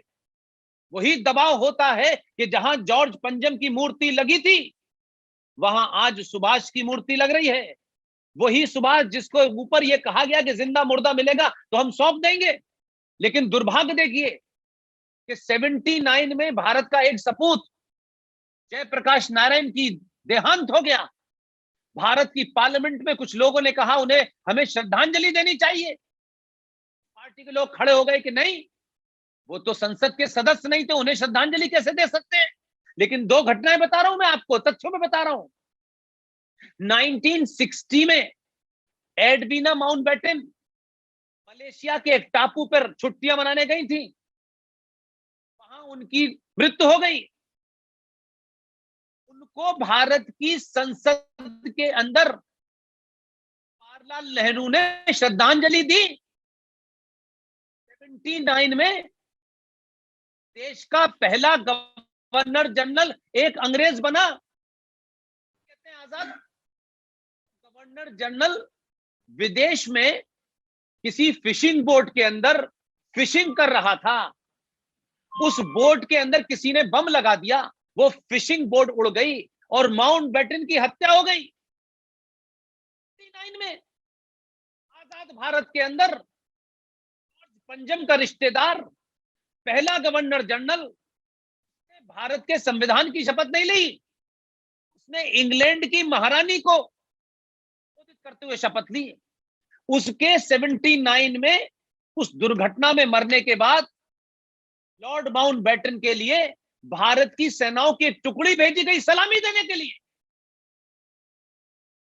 ये हमारी, आप जो बात कह रहे हैं ये बदलाव तभी होगा और बहुत सारे लोग इसलिए कम होंगे फिर खत्म होंगे। आप एक ही दिन में एक ही बार में सब कुछ सत्ता से कहेंगे तो नहीं होगा। जिस दिन मैं बार बार कहता हूं राष्ट्रवादी ताकतों की सामूहिक शक्ति में, आप सिर्फ एक दिन करके तो देखिए। एक दिन ये जो लोग डराते हैं, लोग शाहीन बाग पे बैठ जाते हैं, कुछ लोग सड़कों पे अजान देने लगते हैं, ये इसलिए डराते हैं कि आप यादव ठाकुर बनिया ब्राह्मण पहले हैं, सनातनी नहीं है। जब से आपको लगा कि हम हैं लेकिन हम सनातनी पहले हैं, इसलिए सामने क्या हो रहा है, क्या हो रहा है, कश्मीर में क्या हो रहा है, ये आपकी सामूहिक शक्ति का ही प्रदर्शन है। सरकार को भी एहसास होना चाहिए कि अगर हमने इस समाज के 90% लोगों की बात नहीं मानी तो सत्ता से बेदखल करना तो अलग बात है। ये ध्यान रखिए, हमेशा के लिए बेदखल कर देंगे। इसलिए वही दबाव आपको लग रहा है। लिहाजा आपकी बात सही है, लेकिन ये एक लंबी लड़ाई है। 700-800 साल के बाद तो आपने अपने हिंदू होने, सनातनी होने में पहली बार सोचा है। नहीं, आपने कभी नहीं सोचा। इसलिए इस देश में एक ऐसी पार्टी, जिस पार्टी के 1918 में, 1920 में जो लोग मुस्लिम लीग के अध्यक्ष थे, वही कांग्रेस पार्टी के भी अध्यक्ष हुए। आज जो कुछ हम पाप देख रहे हैं वो हमारी नासमझी, हमारी सोने और हमारी अज्ञानता के कारण हमको हर आदमी ने मूर्ख बनाया, तरह तरह के लोगों ने मूर्ख बनाया। इसलिए इस भीड़ में अगर हमें थोड़ी सी भी रोशनी किसी की तरफ नजर आती है तो ये सोच के कि नहीं पेट्रोल 100 रुपए लीटर है, प्याज इन सब के दाम बढ़ गए हैं, सोचें कि हम कितने बौने हो गए हैं आलू के दाम और आलू और प्याज के दामों के ऊपर हम सरकारें गिराते, अपने भी गलेवान में झांक के देखें। इसलिए ये मुहिम शुरू हुई है। जीडी बख्शी हो, RS सिंह साहब हो, सुशील पंडित हो, ललित अंबरदार हो, अंकुर शर्मा हो, कर्नल RS सिंह हो, ये पूरे देश में यही काम कर रहे हैं। हमने कहा हम सच बताएंगे, सिर्फ हम हर उस बात को उठाते हैं जो राष्ट्र से संबंधित है। सरकारों के ऊपर टीका टिप्पणी नहीं करते क्योंकि उसके लिए तो बहुत सारे लोग हैं, उसमें तो सवाब देंगे, पार्टियां देती रहेंगी जिनको जवाब देना है। इसलिए आज राष्ट्र की जागृति के लिए आपको एक होना है। मिश्रा भाई, आकाश भाई, आप अपना काम लगन से करते रहिए, अकेले नहीं है, कई हजार लोग आपके साथ खड़े हो जाएंगे। एक बार सिक्का तबीयत से आसमान में उछालेंगे, करोड़ों लोग आपके साथ खड़े हो जाएंगे। जी बिल्कुल सही कहा। हमको समय को देखकर ही नित्य चलना चाहिए, बदले हवा जब जिस तरह हमको बदलना चाहिए। इस बात को हमें इसलिए भी बहुत ध्यान में रखने वाली आवश्यकता है क्योंकि जैसा कि अभी आदरणीय पुष्पेंद्र जी ने अपने उल्लेख किया था कि इकबाल जो ये कहते थे, सारे जहां से अच्छा हिंदोस्तां हमारा, हम बुलबुले हैं इसकी ये गुलसितां हमारा। यही इकबाल धीरे धीरे धीरे जब हमारे समाज में परिवर्तन हुए और हम 1947 तक पहुंचे, इन्हीं इकबाल की कलम से ये लिखा गया था, मुस्लिम है हम वतन है सारा जहां हमारा, चीनो अरब हमारे हिंदोस्तां हमारा। तो दोस्तों, हमें इन चीजों को जानने की, समझने की बहुत ज्यादा जरूरत है। इतिहास पे दृष्टि डालने के साथ ही भविष्य की ओर भी देखना है कि हम भविष्य किस ओर जाता हुआ देखना चाहते हैं। क्वेश्चन जो भी पूछे, बहुत ही संक्षिप्त प्रश्न पूछे जिससे आपका उत्तर मिल सके। प्रश्न करिए Vijay ji. Hello. Yes sir, फरमाइए सर। भाई साहब, पिक्चर नहीं आ रही है। आपका आवाज आ रही है मुझे, आप सवाल पूछिए। ठीक है, आपका प्रश्न आ रहा है। भाई साहब, हमें ये कहना है कि जितने भी प्रोफेशनल्स कॉलेज हैं जो दिल्ली में हैं या लखनऊ में हैं, तो सारे बच्चे अभी शायद कल या परसों से खोले जा रहे हैं। तो सारे बच्चे जो बलिया रह रहे हैं, गोरखपुर गाजीपुर रह रहे हैं या लखनऊ रह रहे हैं, दिल्ली जा रहे हैं, तो सारे वोटर्स हमारे जो हैं, जो पिछली बार भी डाल चुके हैं, इस बार भी डालना है, वो वोटर सब डाइवर्ट हो रहा है। मेरी भी बेटी है, उसका जयपुरिया कॉलेज MBA कर रही है वहाँ नोएडा से, ग्रेटर नोएडा से। अब वो प्रेशर बनाए हैं घर में सब लोग कि नहीं जाना है, जाना है। हम कहते हैं नहीं जाना है। एक हफ्ते बाद वोट है, तो या तो इन सारे कॉलेज को ऑनलाइन किया जाए, वो ऑनलाइन की बजाय सिर्फ ऑफलाइन कर रहे हैं। तो ये प्रॉब्लम, अभी तक कॉलेज सारे ऑफलाइन थे, मतलब आज तक बेटी ऑफलाइन पढ़ी है दोपहर तक। तो और मेरी एक भतीजी हरदोई से आई है BBD कॉलेज में, अभी सारा सामान लेके सुबह गई है। ये एक बहुत बड़ी प्रॉब्लम है, सारा वोटर्स डाइवर्ट हो रहा है। मतलब सर एक बात सुनिए, मैं समझ गया आपकी बात को। I got your point. सरकारे आली,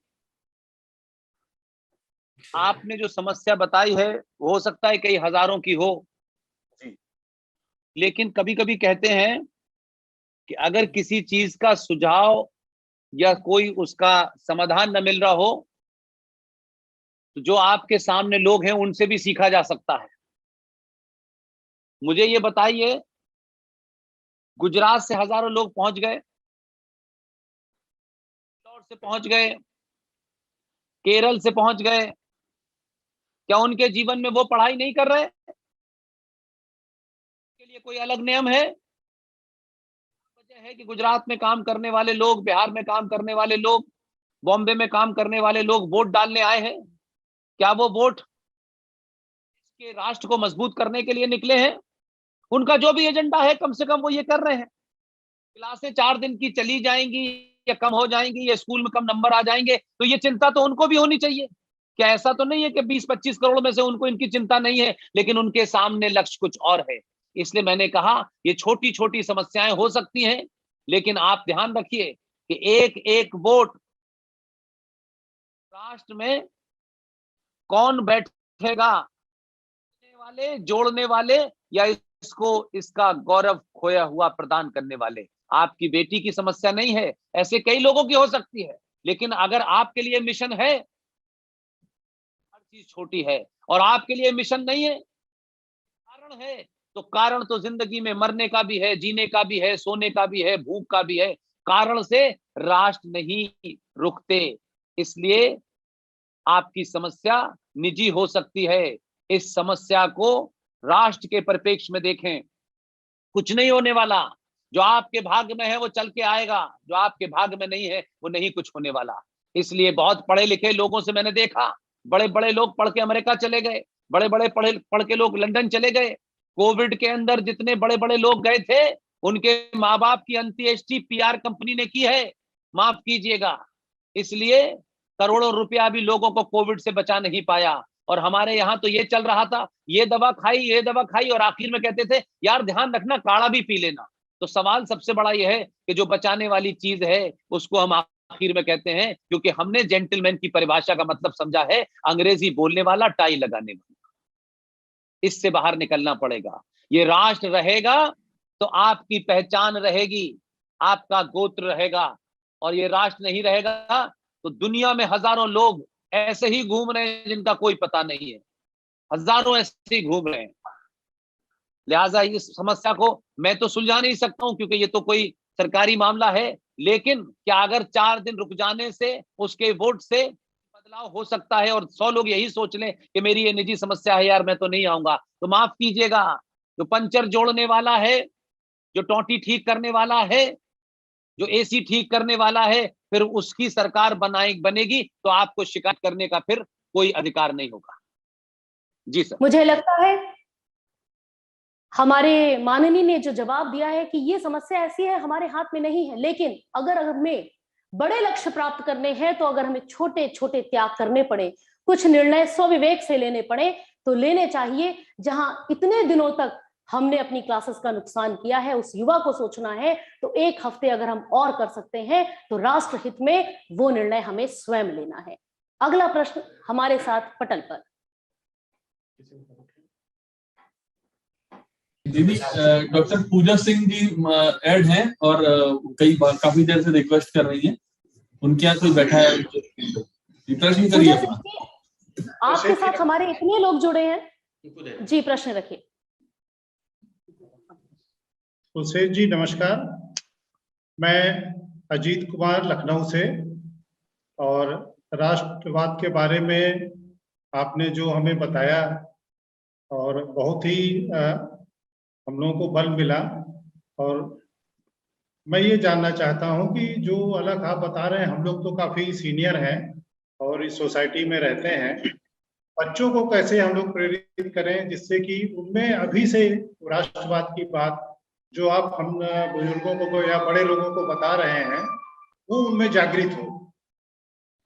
देखिए साहब, मेरा मानना यह है कि बच्चे की एक साइकोलॉजी होती है, और ये मैं इसलिए कह सकता हूं कि जब हम बहुत छोटे थे तो हमारे घर पे इंग्लिश का अखबार आता था, और ये बात मैं आपको अलीगढ़ की बता रहा हूं।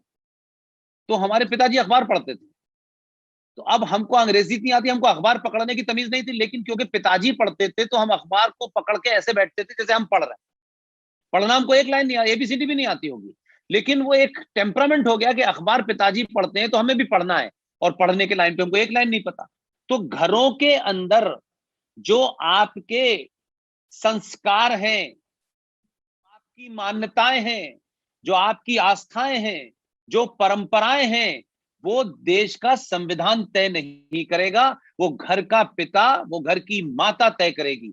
और जब आप उसे करेंगे तो आपका 5 साल का बच्चा वो इनवाइब करेगा। अब आप सोचिए कि उस बच्चे को दिन भर तो आपने सिखाया, उसके जन्म लेने से पहले तो आपने सेंट मैरी स्कूल में आपने रिजर्वेशन करा दिया है, तो आपको कॉन्वेंट में बच्चा पढ़ाना है, घर के पिताजी को पैसा कमाना है, सुबह पिताजी बच्चे के उठने से पहले चले जाएंगे, रात में उसके सोने के बाद आएंगे, तो घर वाले फादर के पास टाइम नहीं है, और जहां आपने उसे भेजा है वहां बिना शादी के हुए एक फादर है, वो दिन भर उसके जहन में जहर घोल रहा है। अब आप चाहते हैं कि आपने स्कूल भेज दिया है, ट्विंकल ट्विंकल स्टार आपने पढ़ा दी है, और उसके बाद वो बच्चा अच्छे नंबर लाएगा, अंग्रेजी बोलेगा और फिर एक बड़ी सी नौकरी प्राप्त करेगा। जब आपके मन मस्तिष्क में इस किस्म का भविष्य है तो फिर उन संस्कारों को कैसे जानेगा, फिर राष्ट्र की परिभाषा कैसे जानेगा, फिर राष्ट्र को नहीं जानेगा तो अपने दायित्व को कैसे समझेगा। तो ये लड़ाई बीच में से नहीं शुरू हो सकती है। ये लड़ाई आपको तब शुरू होगी जब आप अपने घर में अपने बच्चों के साथ डिस्कशन करें, बात पे डिस्कशन करें और उनकी भाषा में करें। ये का मतलब बेटा होता क्या है, ये 2022 के बाद जो भी दुनिया में चौथा युद्ध होगा वो नैरेटिव का युद्ध होगा, स्लोगन का युद्ध होगा, वो नारों का युद्ध होगा। लोग हथियार से नहीं आएंगे। आपके घर में बैठे हुए 4 बच्चे अपने माँ बाप, अपने धर्म, अपनी आस्था और परंपराओं के खिलाफ आप ही से आर्गुमेंट करेंगे और आपके पास समय नहीं है, तो वो फिर शाहीन बाग वालों की सुनेगा, आपकी नहीं सुनेगा। इसलिए पैसा कमाना, गाड़ियां खरीदना, 4 मकान करना, इवन हमने तो अपनी बेटियों की शादी इतनी कठिन कर दी है कि उस बेटी के लिए संकट हो गया है। हमने खुद ही ऐसी परंपराएं बना दी। हमको सोचना चाहिए कि हम कहां से चले थे, कहां आए। हम विज्ञापन देते हैं अपनी बेटी का, इतनी लंबी है, इतनी खूबसूरत है, इतनी ऐसी आंखें हैं, हम ये करते हैं। हम सोचिए कहां से चले थे, कहां गए। और मजहब के लोगों को देखा है आपने अपनी बेटियों का इस तरीके से सार्वजनिक नापतोल बताना, और फिर डिमांड भी लिखते हैं हमें क्या क्या चाहिए। हम बेटी का ब्याह कर रहे हैं कि हम कोई बिजनेस कर रहे हैं? तो हमारे तो सारे संस्कार ही गड़बड़ है ना सर। इसलिए अगर गलत गाड़ी में बैठे हैं तो फिर सही डेस्टिनेशन पे नहीं पहुंचेंगे। ये लड़ाई एक दिन की नहीं है। वोट देना 5 साल में एक बार होता है, लेकिन पूरे 5 साल तक लगातार इन मुद्दों पर जन जागरण, घर में हो, माँ के बीच में हो, पिता के बीच में हो, नानी के बीच में हो। ये हम लोगों ने ज्वाइंट फैमिली तोड़ करके 2 BHK में जब जाना शुरू किया तो साथ में BHK में नहीं गए, बल्कि उस संस्कृति का सत्यानाश हमने कर दिया। दुनिया में जिन जिन लोगों की संस्कृति नहीं होती वो राष्ट्र नहीं बचते। रशिया जैसा राष्ट्र इतना ताकतवर देश, क्योंकि उसने अपनी संस्कृति को छोड़ दिया, उसकी इकोनॉमी खत्म हो गई, सिर्फ हथियारों को बेचा, इसलिए 24 टुकड़े हो गए।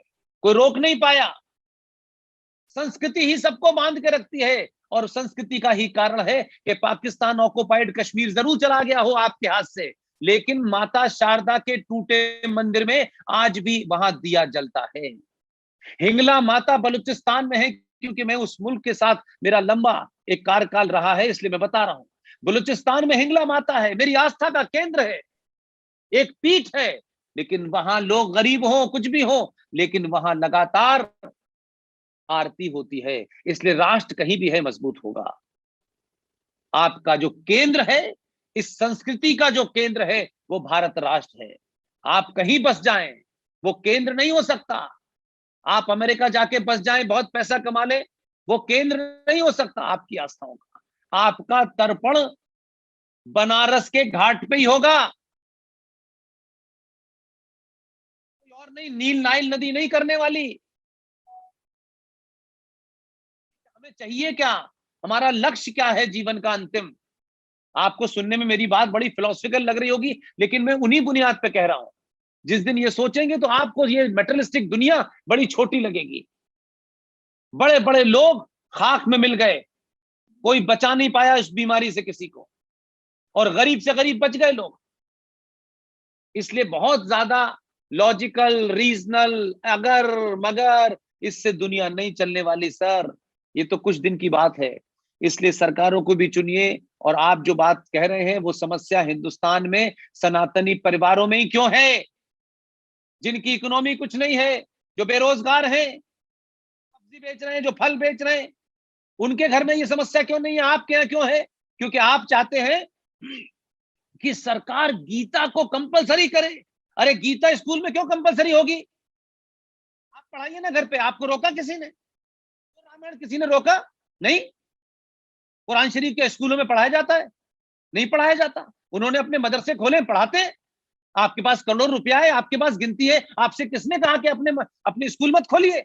लेकिन आपने अपने स्कूलों में ये नहीं पढ़ाया ना, क्योंकि आपके अपने बच्चे को तो सीओ बनाना है, तो बनाइए सीओ। तो तय तो हमें करना है ना।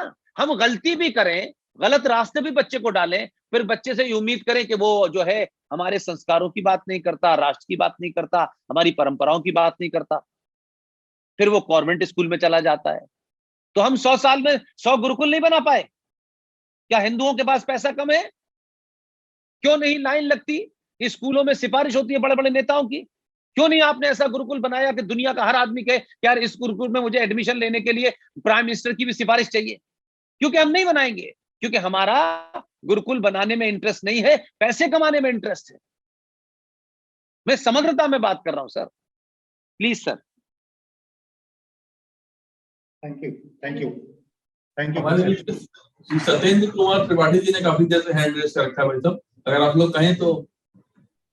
आपका माइक म्यूट है संजय भाई साहब जी। हाँ, ओपन करिए।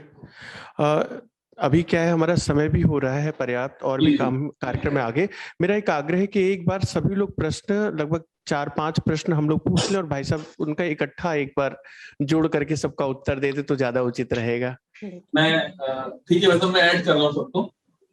सत्येंद्र जी अपना प्रश्न आप अनम्यूट करें। सत्येंद्र जी और पंकज जी, मैंने दोनों लोग आपको रिक्वेस्ट भेजी है, बारी बारी से अपना प्रश्न करें। रिक्वेस्ट करिए सत्येंद्र जी अपना। पुष्पेंद्र जी को सादर प्रणाम।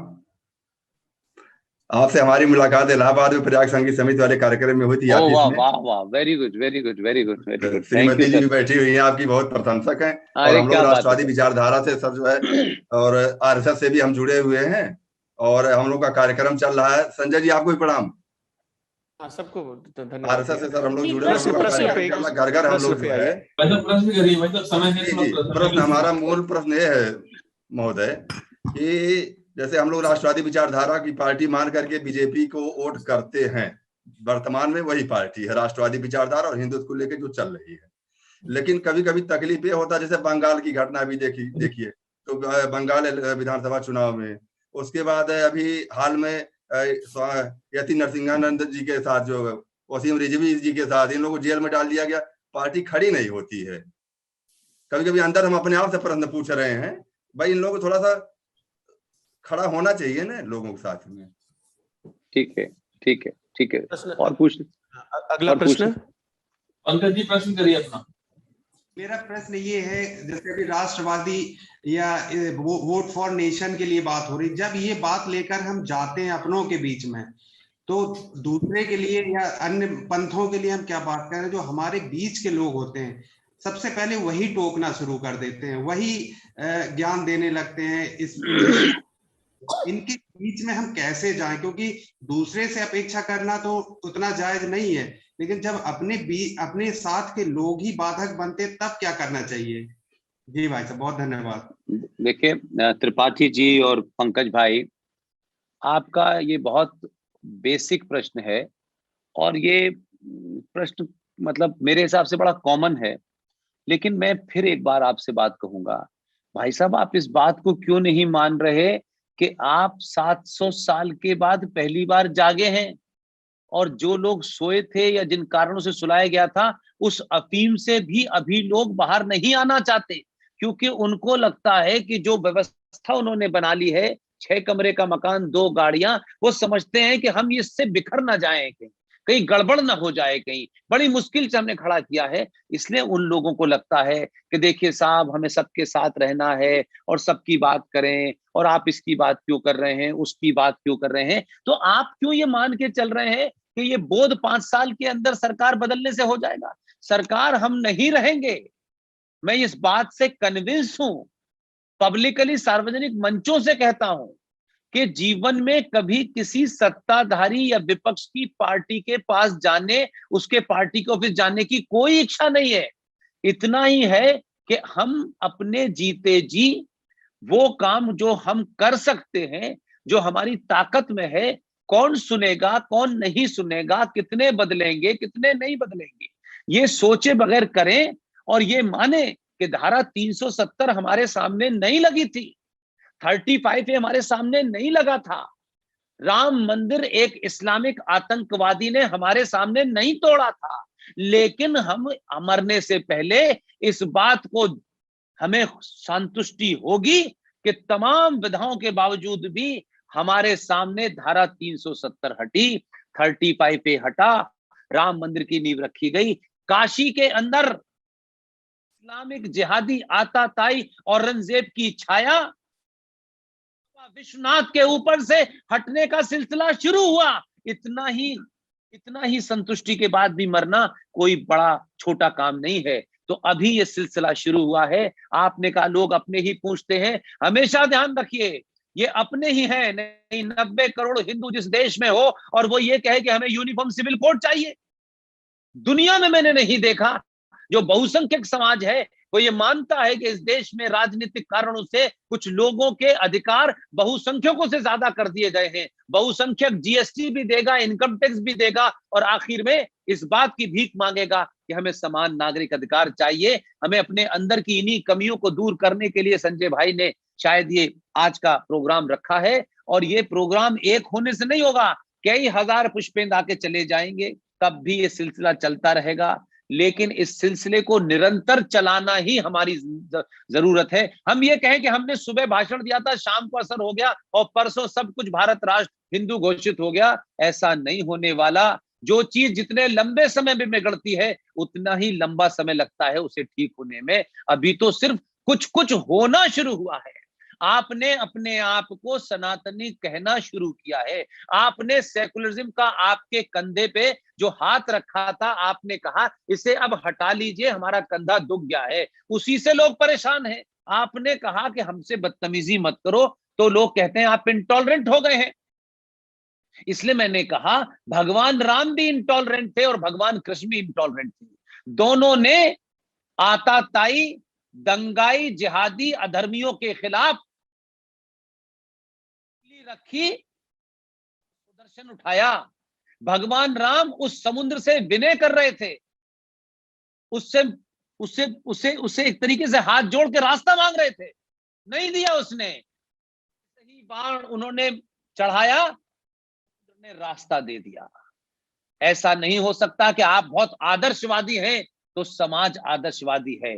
आदर्शवाद होगा तब समाज में सब कुछ आपको वही लगेगा जो होगा। ये समाज आदर्श नहीं है। यहाँ लुटेरे, चोर, डकैत सड़कों पे घूम रहे हैं, पार्लियामेंट में पहुंच रहे हैं। सोचिए कि places of worship act Bharat जैसे देश में ही बन सकता है, जिस देश में 90 करोड़ लोग रहते हों, उनकी आस्थाओं के केंद्र मंदिर हो। आपकी राजनीतिक स्वार्थों ने किसी पार्टी को यह बाध्य कर दिया कि 25 से 26 करोड़ लोगों की उनकी सामूहिक शक्ति ने देश में सत्ता में बैठे हुए, पार्लियामेंट में बैठे हुए इतने सारे हिंदू एमपीओ को अलग अलग पार्टी के थे मजबूर कर दिया कि उन्होंने प्लेसेस ऑफ वर्शिप एक्ट बना करके इस देश के 40,000 मंदिरों के बारे में कहा कि जिनकी स्थिति, जिनको तोड़ करके मकरों में, कब्रों में बदल दिया गया है, उनकी स्थिति 15 अगस्त 1947 को जो थी वही रहेगी, अब उसमें कोई बदलाव नहीं होगा। हमारे बहुसंख्यक होने के बावजूद भी पार्लियामेंट में यह हुआ, वक्फ बोर्ड का कानून पास हो गया कि भारत की धरती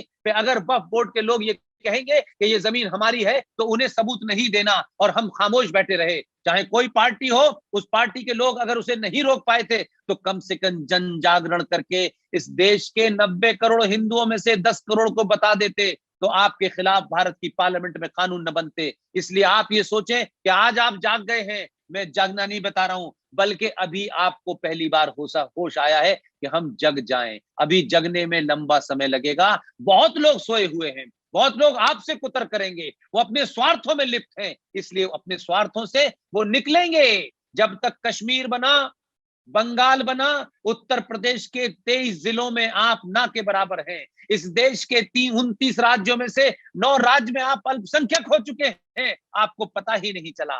आप अपनी दुनिया में खोए हुए हैं। इसलिए जिसको पंचर पुत्र कहते हैं वो अपने एजेंडे पे लगा हुआ है। वो चाहे बहुत बड़ा साइंटिस्ट हो, वो चाहे पंचर जोड़ रहा हो, चाहे सब्जी बेच रहा हो, उसे अपने लक्ष्य का पता है। आपको अपने लक्ष्य का पता नहीं है। आप समझते हैं सरकार बना दी, एक पार्टी को जिता दिया, बस यही है। नहीं, पार्टी बिठाना, बनाना एक छोटा सा कार्य है। 90 करोड़ सनातनी जिस दिन सड़क पे 5% निकलेंगे, मुस्लिम लीग की भी सरकार इस देश में बन जाएगी, झुक जाएगी आपके सामने, आपके चौखट पे नाक रगड़ेगी। एक बार अपनी सामूहिक शक्ति का प्रदर्शन तो करिए। 2014 में आपने अपनी शक्ति का 1% प्रदर्शन किया है। इसलिए इस देश में वीर बालक दिवस भी 26 तारीख को बन रहा है और 23 जनवरी से सुभाष चंद्र बोस के जन्मदिन से 26 जनवरी भी बन रही है। ये बदलाव आप समझते हैं, मैं समझता हूं कि अगर मुझसे कोई ये कहे कि मैं मानता हूं ये बदलाव ऐसे हैं जो हजारों साल तक रहेंगे, और जब नाम आएगा तो लोग कहेंगे उस वक्त संजय जी जीवित थे,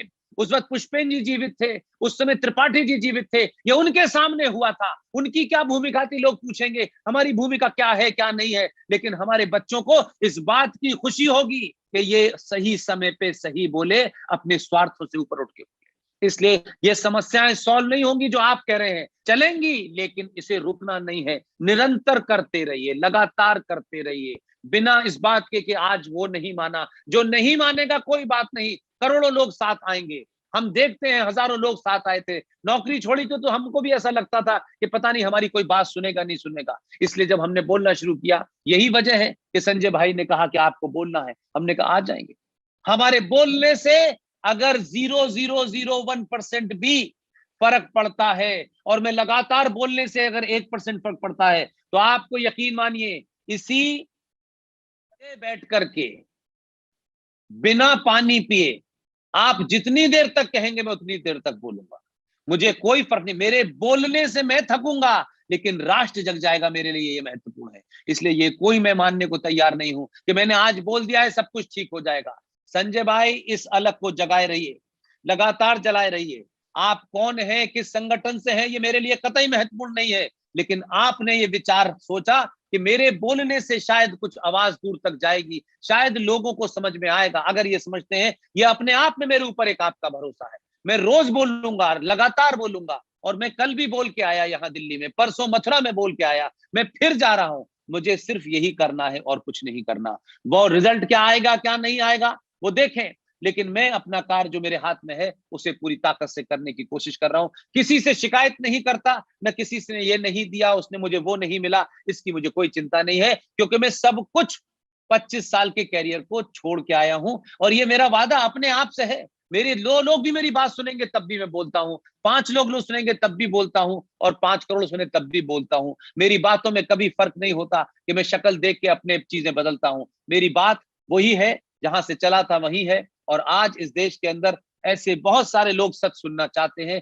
और शायद यही वजह है कि आप लोगों ने मुझे बुलाया और आप लोगों ने प्रश्न किए। ये प्रश्न का सिलसिला चलता रहेगा, लेकिन हर प्रश्न में आप जब प्रश्न करेंगे तो आपको लगेगा, 2 मिनट के लिए सोचेंगे तो आपको लगेगा कि इस प्रश्न में मेरा जवाब है, उसकी तरफ ध्यान दीजिए। आदरणीय, हम यही चाहते हैं आप इस तरह अनवरत चलते रहें, लोगों तक पहुंचते रहें, उन्हें जगाते रहें। और यहाँ अनिल मिश्रा जी की 2 पंक्तियां, डॉक्टर अनिल मिश्रा जी की कहूंगी पूरे लोगों के लिए जो हमारे साथ जुड़े हैं, कि शांति शांति शांति कहने से शांति नहीं होती है, शांति धनुष की खिंची हुई प्रत्यंचा में सोती है। जिस दिन हम लोग ये बात समझ लेंगे कि शक्ति, अगर हमने अपनी शक्ति को साध लिया, उसी दिन हमारी विजय सुनिश्चित हो जाएगी। अगर अभी भी किसी का कोई प्रश्न है तो संजय भाई साहब बताइए, अगर हमारे साथ कोई है पटल पर। संजय भाई, संजय भाई, जो हमारी बहन कह रही हैं शांति के बारे में, शांति मांगने से तो घरवाली जो शांति होती है वो भी नहीं आती है काम पे। अगर जिन्हें शांति चाहिए वो बीच बीच में शक्ति का प्रदर्शन करते रहें। शक्ति का प्रदर्शन करेंगे तो शांति स्थापित होगी, और सिर्फ शांति की पूजा करेंगे, मनोकामना करेंगे तो काम वाली शांति भी नहीं आने वाली। सहमत? ठीक है, तो एक तो राखी दीदी का मैं धन्यवाद कहूंगा। यहाँ पर हमारे बीच में राखी दीदी, आप स्क्वाड्रन लीडर रही हैं, एयरफोर्स में आपने अपनी सेवाएं दी हैं, और वर्तमान में भी और जन जागरण के लिए और अनेकों क्षेत्रों में, पूरे उत्तर प्रदेश को कहूँ तो कम नहीं होगा। और पिछले 1 वर्ष से मैं देख रहा हूँ दीदी जगह जगह पर जा करके, और युवकों के बीच में खास तौर से, और जन जागृति, जन जागरण, उनकी अपनी जो जिम्मेदारी है उनके प्रति, और लोगों को समझाने का प्रयत्न कर रही हैं। अभी हमारे बीच में कई ऐसे लोग हैं, सबका मैं परिचय तो पहले भी नहीं करा पाया। कुछ लोगों के नाम मैं जो देख पा रहा हूँ जिनको स्क्रीन पर मैं एक बार बोलना चाहूंगा। हमारे बीच में पर्याप्त समय अभी नीलिमा दीदी रही हैं, आप भी सामाजिक कार्यकर्ता हैं। हमारे बीच में सुचिता दीदी हैं, हमारे बीच में कोमल दीदी हैं, ऐसे पूनम दीदी है। हमारे बीच में अभी क्लास 9th से एक अलग जगह करके जिस प्रकार से काम ये करते रहे हैं, ये आशु, और एक कम उम्र में भी इन्होंने बहुत अच्छा काम किया। इनके पास एक बड़ी अच्छी टीम है और दिल्ली में आपके हर कार्यक्रम में मैं बोलूंगा किसी ना किसी कार्यक्रम में ये जाते रहे। तो आशु अभी दिल्ली में बीटेक करने के बाद वहां पर है। हमारे साथ राहुल गुप्ता जी हैं तिरवा से। इस बीच में हमारे एक हिंदू आशीष जी हैं। बस इतना बता दूंगा कि हिंदुत्व के लिए इनके ऊपर अभी भी 32 केस है। और मुस्लिम आबादी एक मुबारक हो। मुबारक हो। ऐसे राम जी हमारे बीच में, इनके ऊपर भी कुछ इसी प्रकार के प्रतिकार करने के कारण और अनेकों इन लोगों के ऊपर केसेस लगे हुए हैं। हमारे बीच में कृष्णा जी हैं। कृष्णा जी हमारे अच्छे जुझारू कार्यकर्ता है। संजय जी भाई साहब हमारे कानपुर से जुड़े हैं, सोशल एक्टिविस्ट भी हैं और अच्छे लेवल पर जब भी आवश्यकता रहती है संजय जी भाई साहब, और अच्छा संगीत से भी इनका संबंध है और सामाजिक कार्य में भी बढ़ चढ़ करके संजय जी भाई साहब सामने है इस समय। उपेंद्र जी IIT कानपुर, मैंने बताया अभी। अमर मिश्रा जी है, कानपुर से है। डॉक्टर विक्रम जी, सॉरी मैं भूल गया, सुपरिटेंडेंट है आप और लोहिया संस्थान में। और अभी 4 दिन पहले भी राष्ट्र का जागरण हो सके तो संगीत के माध्यम से एक छोटा सा कार्यक्रम करवाया, राम राज्य की ओर। तो अच्छे लेवल पे कंटेस्टेंट्स थे, लगभग 700 लोग उससे जुड़े थे। बाद में प्रत्यक्ष भी उनका और इस प्रकार से सुनना हुआ। ऐसे ही संकेत जी है, एक अच्छी बड़ी संख्या में इनके पास। डॉक्टर विक्रम जी अभी अगर एक आध शब्द कुछ कहना चाहेंगे तो मैं, सबका स्वाभाविक एक ही बात कहेंगे, वोट फॉर नेशन, तो इसलिए आप सबकी बात भी मैं कह दे रहा हूँ, एक बार नमस्ते हो जाएगा। उज्जवल जी हमारे बीच में है। उज्जवल जी ने कल से और आज तक, और लोग सिर्फ हमारे जूम माध्यम पर ना जुड़े अपितु यूट्यूब लिंक सीधे शेयर करके, उज्जवल जी अभी कार से कहीं शायद जनसंपर्क करने जा रहे हैं, और बड़े लेवल पर लोगों को संपर्क करने के लिए और यूट्यूब पर डायरेक्ट देखने के लिए बिना पासकोड करके भी हम देख सकते थे, इस नाते लोगों को प्रेरित किया है। और डॉक्टर विक्रम जी हमारे बीच में है, नीलमा दीदी हो, और अगर कुछ बोलना चाहते हैं हम सबके लिए संदेश। डॉक्टर विक्रम जी आपका संदेश, क्योंकि डॉक्टर हैं और हर दूसरे दिन हमको आवश्यकता पड़ती है आपकी पूरे उत्तर प्रदेश के मरीजों के लिए। हमारे बीच में PGI सेंटर अनुसंधान, जो हमारा सेंटर SGPGI, उसके भी डॉक्टर्स जुड़े हुए हैं। मैं शायद कुछ लोगों का नाम भूल रहा हूँ, कई वैज्ञानिक हैं, वकील हैं। तो ऐसे एक बड़ा नाम जो मुझे अभी स्मरण आया, बाद में लोग मुझे कुछ कह सकते हैं कि आपने मेरा नाम नहीं लिया, लेकिन हम नाम लेने वाले लोग नहीं हैं, ये तो मैं यूं ही बोल रहा हूँ नाम। और मुझे लगता है कि हम जिस और बैकग्राउंड से हैं उसमें नाम का कोई महत्व नहीं होता। और हमारे साथ अनेकों ऐसे लोग जुड़े हैं और बहुत से ऐसे कार्यकर्ता हैं जो अपने मैसेजेस यूट्यूब पे इस समय कर रहे हैं लाइव पर। तो आज राखी दीदी का समय और हम सब लोग यहाँ पर इतना समय दे पाए। इस समय के बाद हम सब जाकर के सीधे, पूजा दीदी हमारे बीच में बहुत अनथक कार्य कर ही रही हैं। मेरा बस इतना ही अनुरोध है कि पुष्पेंद्र जी भाई साहब ने इतना समय दिया, और मेरे से ज्यादा अच्छे ढंग से शायद राखी दीदी और धन्यवाद ज्ञापन दे सकती हैं। हमारे साथ डॉक्टर साहब हैं, माननीय संघ चालक है, अर्जुन नगर एक पड़ता है हमारा वहाँ के। तो ऐसे बहुत से कार्यकर्ता है जिनका आज, आदित्य जी हमारे साथ जुड़े हुए हैं। रामलला एक ऐसा क्षेत्र है जहाँ पर आए दिन किसी न किसी प्रकार के संघर्ष चलते रहते हैं। ऐसे क्षेत्र से आदित्य जी भी जुड़ करके इन्होंने अपने सारे लोगों को साथ में जोड़ा है।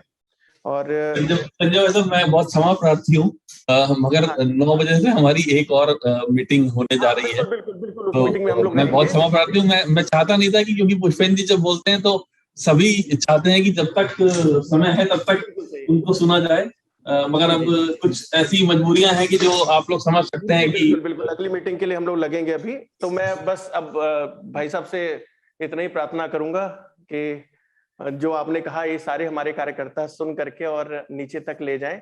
आपका बहुत बहुत धन्यवाद। वैसे धन्यवाद करने की मुझे कोई आवश्यकता नहीं लगती है, बिल्कुल नहीं, आपकी जिम्मेदारी भी बनती है। जिस प्रकार की भाषा आप बोलते हैं वैसे मैं भी बोलता हूँ कि ये सब हम सबकी जिम्मेदारी है, हम सब लग करके काम करें। ठीक है जी, सबको नमस्कार, भारत माता की जय। तो आप सभी को सादर प्रणाम करते हुए मैं अपनी तरफ से, मैं अभिषेक तिवारी हूँ, पुष्पेंद्र भाई साहब, और मैं बस, मेरी फोटो नहीं चल रही होगी इस समय, मैं नहीं आ सकता कैमरे पे। बस मैं ये प्रयास कर रहा है कि हम सभी लोग पूरे तन मन धन से उत्तर प्रदेश चुनाव की तरफ लगे हुए हैं और आपको विश्वास दिलाते हैं कि राष्ट्रवादी सरकार को वापस लेके आ रहे हैं। बस, और कोई दूसरा सवाल ही नहीं है, कोई अगर मगर उसमें कोई लॉजिक ही नहीं है, यही है बस, इसके अलावा कोई और टारगेट ही नहीं है। धन्यवाद भाई साहब, सादर प्रणाम सभी। थैंक यू, बहुत बहुत धन्यवाद। आपने इतने सारे अच्छे अच्छे लोगों से मेरी मुलाकात कराई, इतने गणमान्य लोगों से कराई। ये काम आप करते रहिए, जब भी आपको लगे कि मुझ जैसे आदमी को कहीं बोलना है, मैं खड़ा हो जाऊंगा, मुझे कोई दिक्कत नहीं है। Thank you very much sir, thank you very much. My pleasure sir.